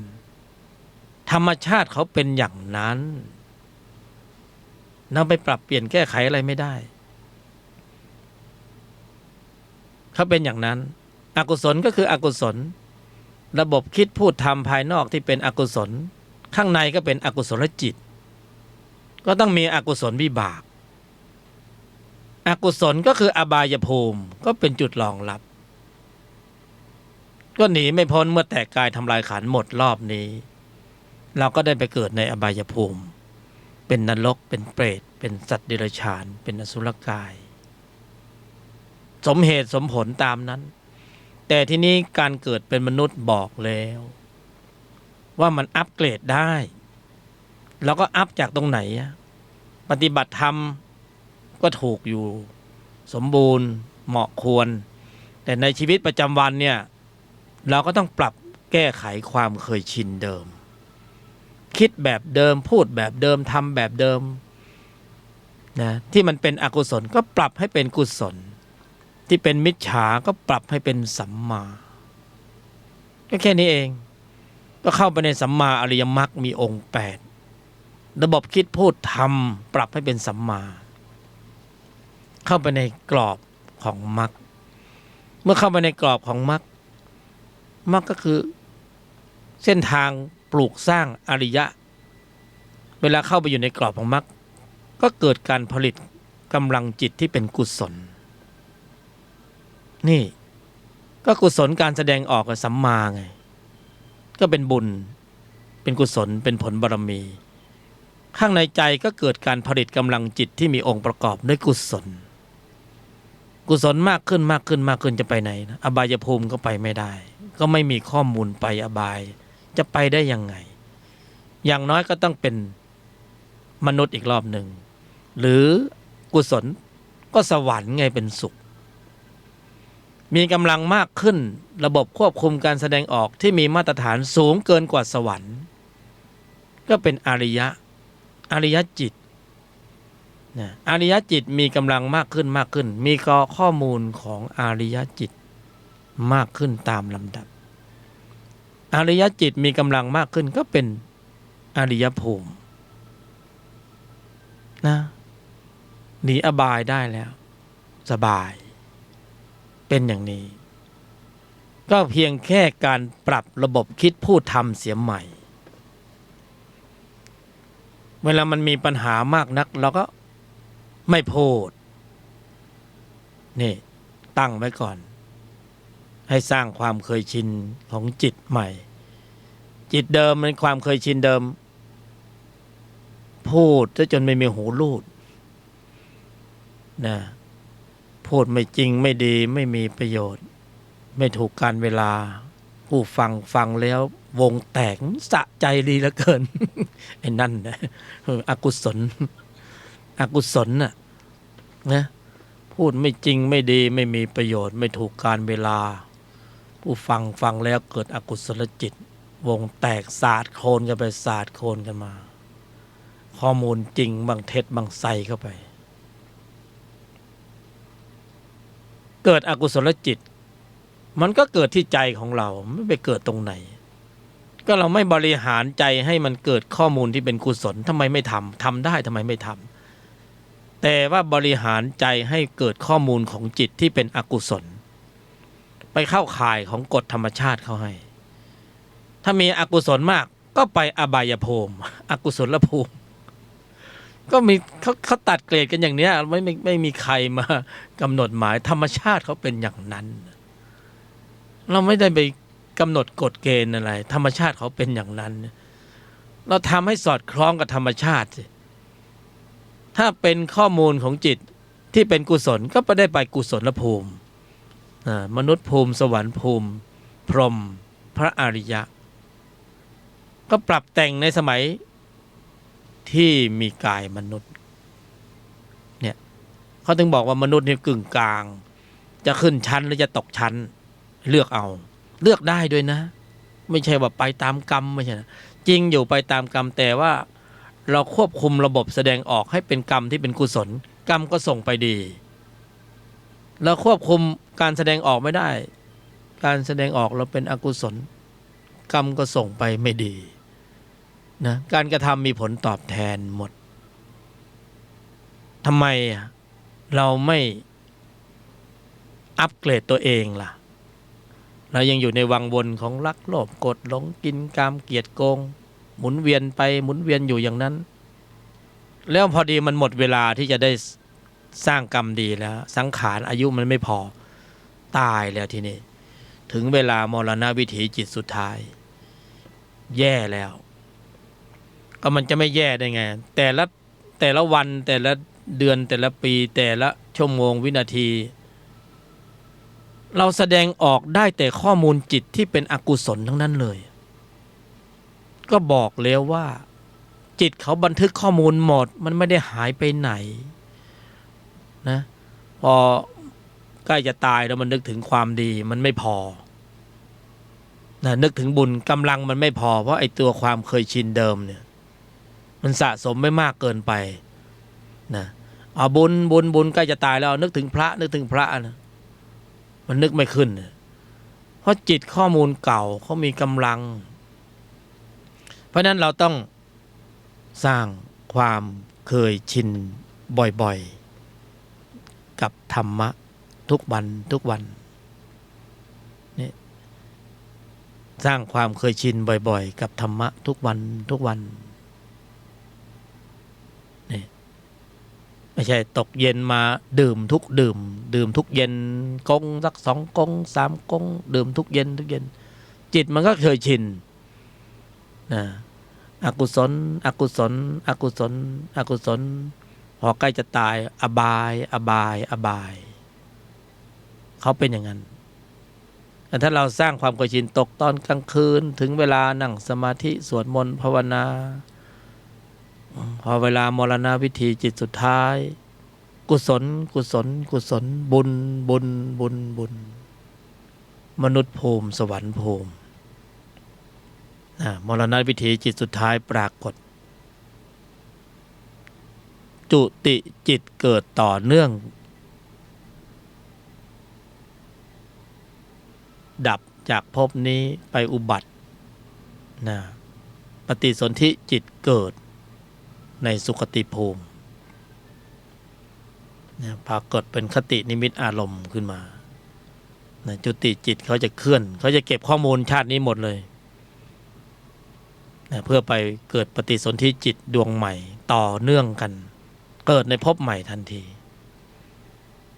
ก็อาศัยข้อมูลของความเคยชินในปัจจุบันที่เราได้สร้างถ้าเราประมาทเราก็ไม่สร้างเราประมาทเราก็ไม่สร้างความเคยชินกับธรรมะไว้เราประมาทเราก็สร้างความเคยชินผูกสัญญากับนรกไว้เปรตไว้อสุรกายไว้สัตว์เดรัจฉานไว้นอนกอดนอนฟัดมันอยู่ทุกวันมรณวิถีจิตสุดท้ายเนี่ยนึกถึงหมาที่เรารักแมวที่เรารักมากเนี่ย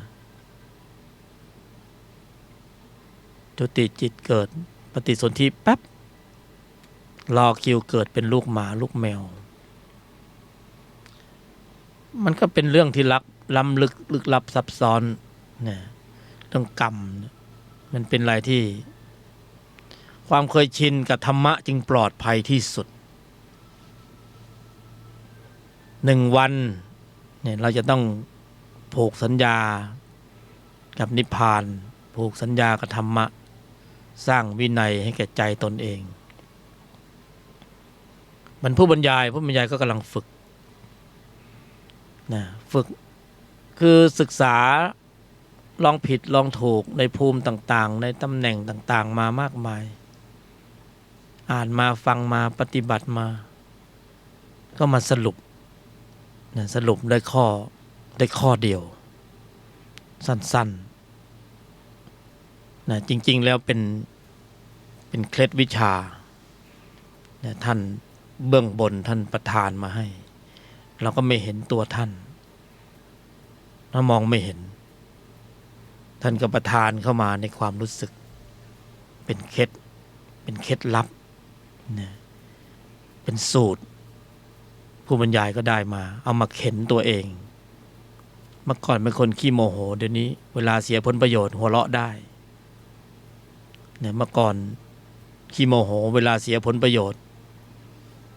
เนี่ยค้าขาย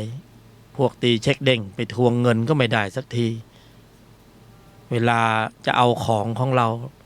พูดดีเราหลวมตัวไปส่งของให้พอส่งไปแล้วก็เก็บไม่ได้ไปตามเก็บเสียเวลาโอ้ยบอกกับตัวเองว่ากูมีปืน M16 กูจะไปกราดยิงให้หมดเลยไอ้พวกเนี่ยที่ไหนได้เวลาเสียผลประโยชน์เนี่ยไออีมึงกูแต่พอปฏิบัตินะได้สูตรสำเร็จเคล็ดลับเข็นตัวเองความโกรธมันก็เบาบางตอนหลังเสียหน้าเสียราคาเสียผลประโยชน์ไอ้ดีกรีที่มันเข้มข้นมันไม่ขึ้นกำลังแรงแต่ถ้าขึ้นมันก็ยังมีอยู่ไม่ใช่มันไม่มีแต่ว่ากำลังของมันอ่อนลงสติเราเท่าทันมากขึ้นสมาธิเนี่ยเท่าทันมากขึ้นเขาเคลื่อนกำลังออกมาทำหน้าที่ตัดกระแสของโทสะเนี่ยเขาจะออกมาโดยเป็นอัตโนมัติของเขาจะเคลื่อนกำลังออกมาตัดกระแสเป็นธรรมชาติทีนี้ก็ได้เคล็ดลับมาเบื้องบนเขาประทานให้ก็ได้ข้อมูลออกมาเป็นสูตรแล้วเวลาเราปฏิบัติในชีวิตประจำวันเนี่ยเราจะจำเนื้อความในบทบัญญัติมากๆมันก็ไม่ทันการบางทีนึกไม่ออกว่าจะไม่รู้จะเอากรรมฐานอะไรเวลาเจอสถานการณ์สัมผัสเราก็ตั้งลำไม่ถูกต่อไปเราก็เลยต้องมีถ้อยคำที่คอยหล่อเลี้ยงนะอย่างสั้นๆให้ดำเนินอยู่ในใจเราได้นะผู้บรรยายก็ใช้ลองผิดลองถูกก่อนไม่ใช่ว่าอยู่ๆนำเสนอเลยแล้วว่าลองผิดลองถูกแล้วมันใช้ประโยชน์ได้เห็นแล้วว่าเขาท่าใครจะลองเอาไปใช้บ้างก็ได้นะคือใช้สูตร4 ยอก็ไม่รู้มาจากไหนเหมือนกันนะไม่เห็นตัวผู้ที่ถ่ายทอดมาก็เรียกว่ามือที่มองไม่เห็นแล้วกันเรียกท่านว่ามือที่มองไม่เห็นนะเป็นของดีท่านประทานมาให้เบื้องบนประทานมาให้ได้มาทีละตัวทีละคำทีละตนก็เป็นสูตรเขาเรียกว่าสูตร4 ยอยักษ์นะก็เริ่มต้นโดยยอที่ 1โยนิโสมนสิการเอายอเนี้ยเอาสูตรเนี้ยมาหล่อเลี้ยงใจอยู่ตลอดเวลาเนี่ยยอที่ 2ยอมยอที่ 3หยุดยอที่ 4เย็นใช้สูตร4 ยอโยนิโสมนสิการยอมหยุดเย็นยอมหยุดเย็นแต่มันก็มีดีเทลมีรายละเอียดเป็นบทสนับสนุนต่อเนื่องนิ่งในไม่โต้ตอบใช้แค่นี้เองเพราะนั้นแต่ละวันนี่บางทีขับรถไปบนท้องถนนก็ท่องเลยโยนิโสมนสิการทำความรู้สึกให้เข้าไปอยู่ในอักขระเลยยอมหยุดเย็นนิ่งในไม่โต้ตอบ รจะเอาไปใช้ก็ได้นะยอมหยุดเย็นนิ่งในไม่โต้ตอบใช้สูตร4 ยอกลองไว้ในใจจนเกิดความเคยชินใหม่จนเป็นความเคยชินอันยิ่งใหญ่ที่อยู่ในใจของเราเพราะเราจะต้องเจอพอนี้จะต้องเจออะไรและถึงจะต้องยอมโยนิโสมนสิการยอมหยุดเย็นนิ่งในไม่โต้ตอบเราก็ต้องไปเจอเสียหน้าเสียราคาเสียผลประโยชน์เสียความรู้สึกเสียเกียรติเสียฟอร์มเสียเงินเสียทองเสียบรรยากาศอะไรไม่รู้นะเสีย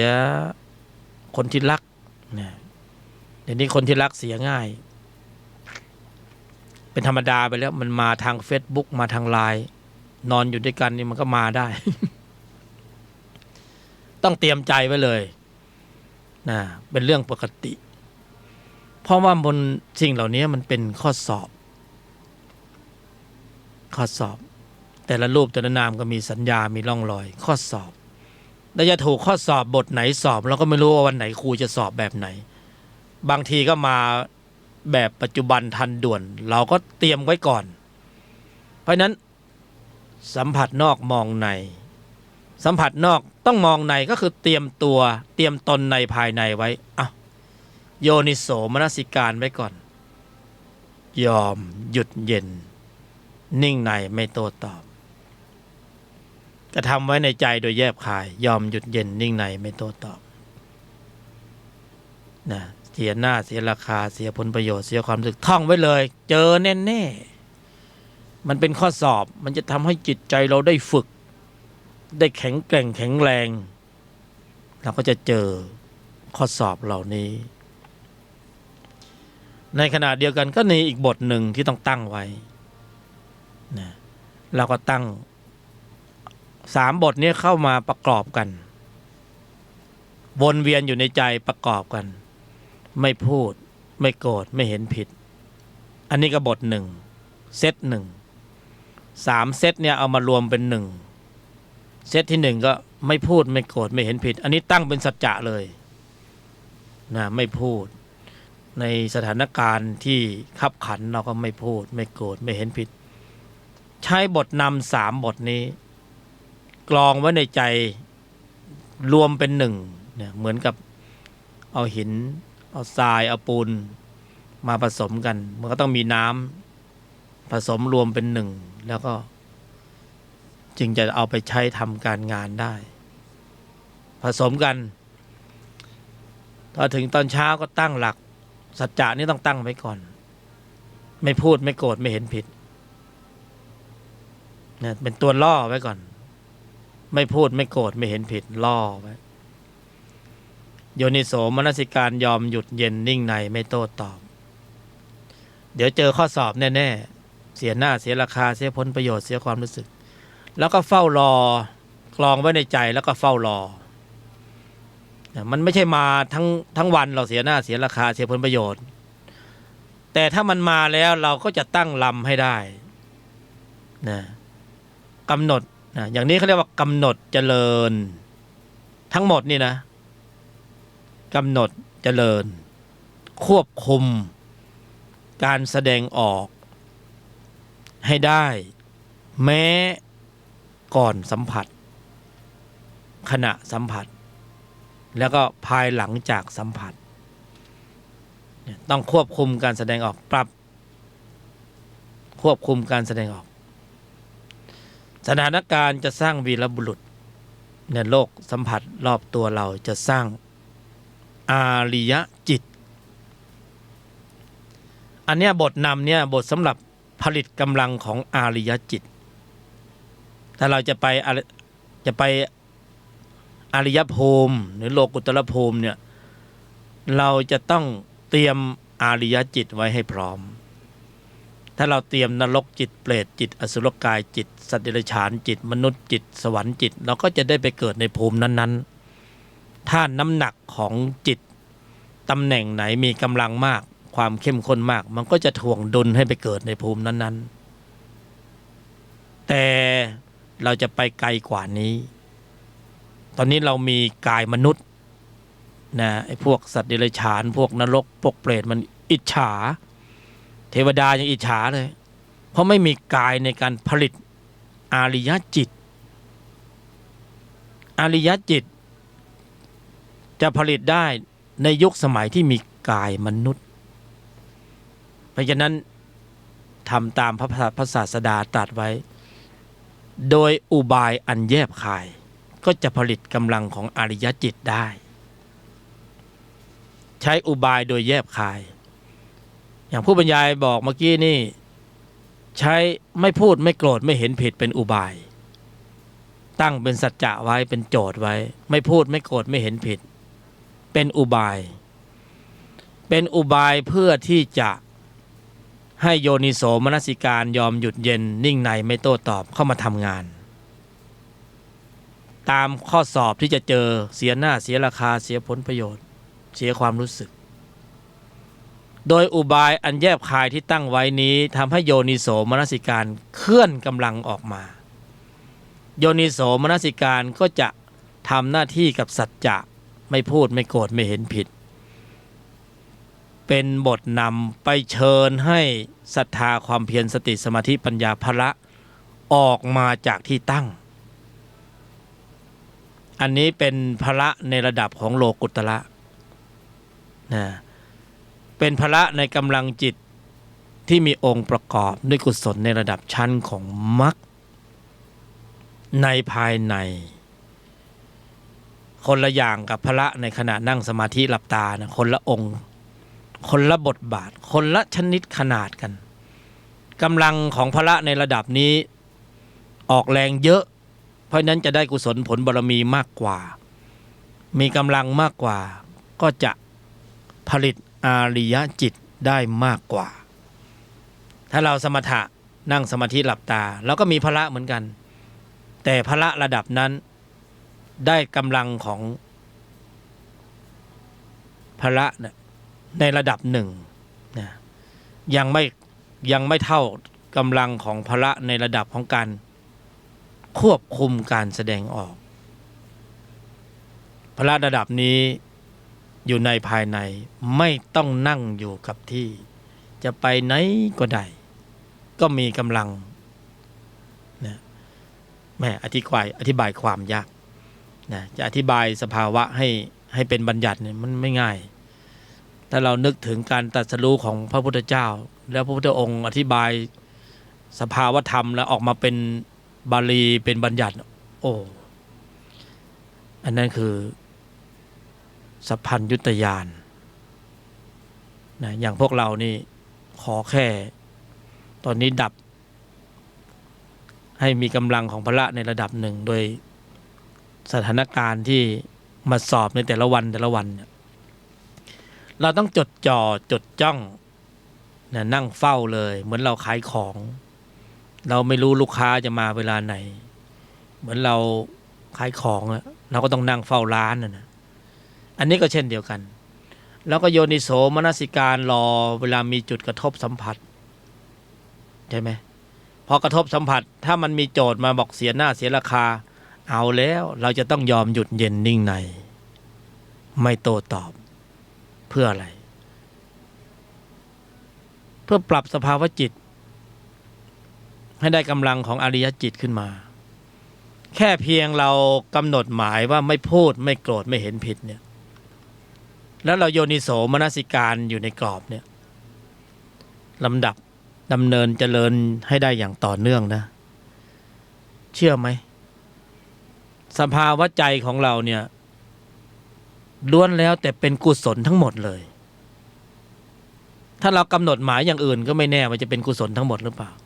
เราเพียงกำหนดหมายวิตกวิจารณ์นะนึกคิดตึกตรองใช่ไหมไม่พูดไม่โกรธไม่เห็นผิดกรองไว้อย่างเงี้ย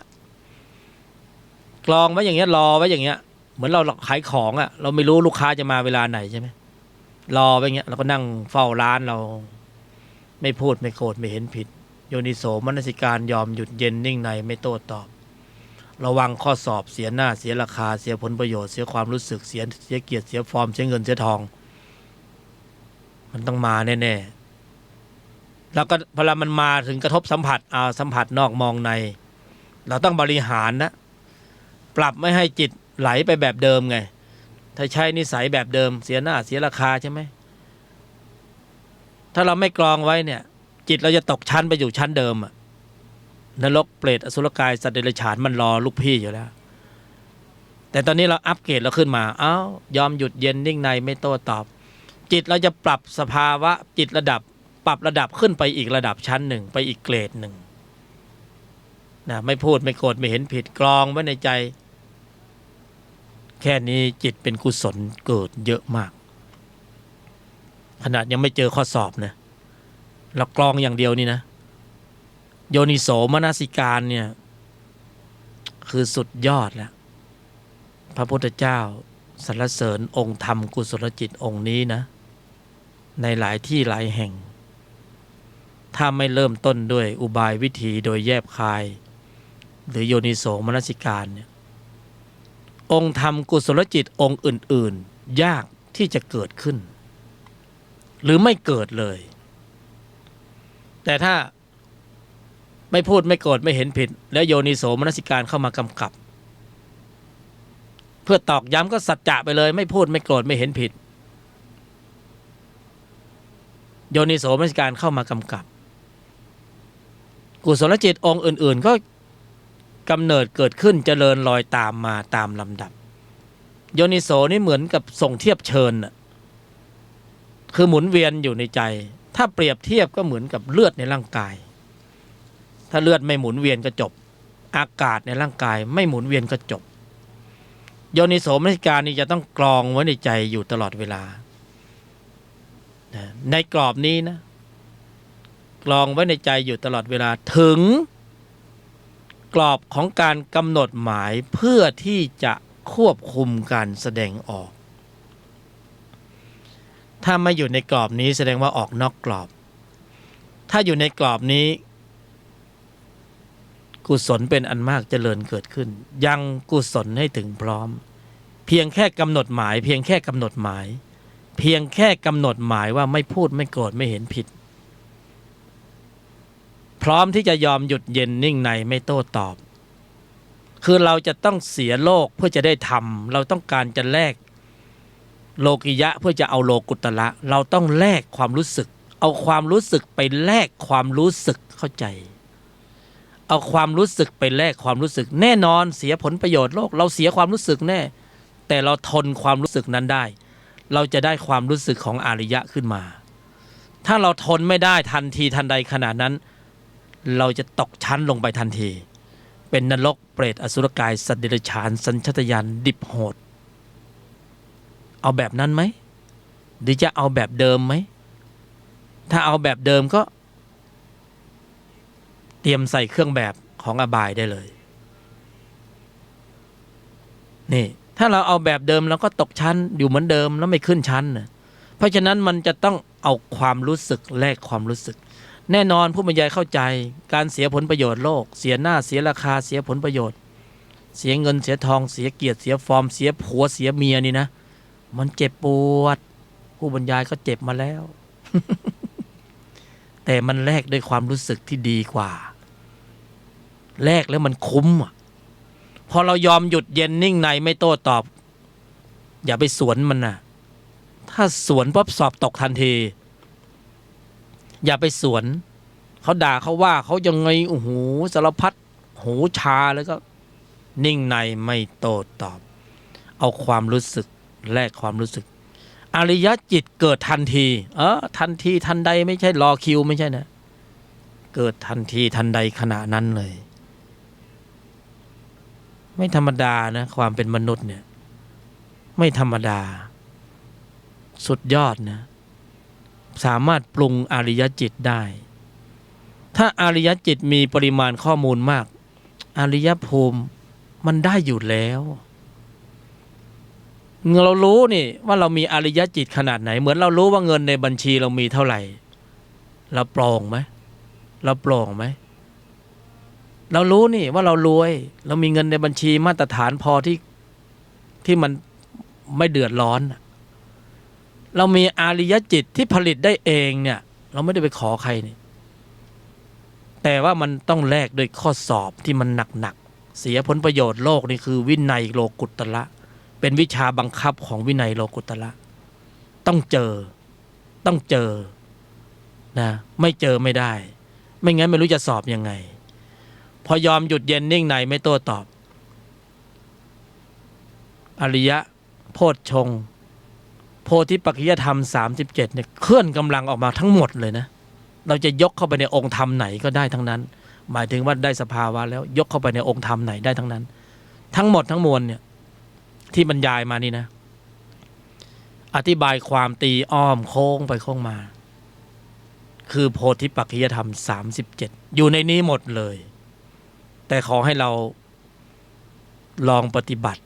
เอาไปทำดูเดี๋ยวมันเกิดสภาวะพอได้สภาวะค่อยเอาสภาวะยกเข้าไปในบัญญัติเราจะแจ้งอริยสัจแล้วเราจะนะสมควรแก่เวลาแล้วขอให้โชคดีทุกคนเอาลืมไปอีกนิดหนึ่งสายด่วนธรรมะปฏิบัติผู้บรรยายหยกธรรมนะโทรได้ตลอด24ชั่วโมงถ้าไม่หลับเสียก่อนเตรียมปากกาจดไว้สายด่วนธรรมะปฏิบัตินะคุยได้ตลอดถ้าไม่หลับเสียก่อน090-320-1879สายด่วนธรรมะปฏิบัตินะผู้บรรยายหยกธรรม090-320-1879ขอให้โชคดีทุกท่านครับเป็นเจ้าวาดวัดป่าแดงมหาวิหารเป็นเจ้าคณะตำบลสุเทพเขต 1พร้อมด้วยศรัทธาของวัดป่าแดงของรัฐบาลเรือนก็พร้อมใจกันบูรณะปฏิสังขรณ์บันไดนาคซึ่งเป็นบันไดประวัติศาสตร์ของวัดป่าแดงมายาวนานสอบถามรายละเอียดรวมทำบุญได้ที่อาจารย์ปุกโพธิปริยัติชาพร081-811-5690แจ้งข่าวสารเพื่อการประชาสัมพันธ์โครงการต่อเนื่องการก่อสร้างที่พักกายศึกษาธรรม3 ไร่ใช้กองทุนจาก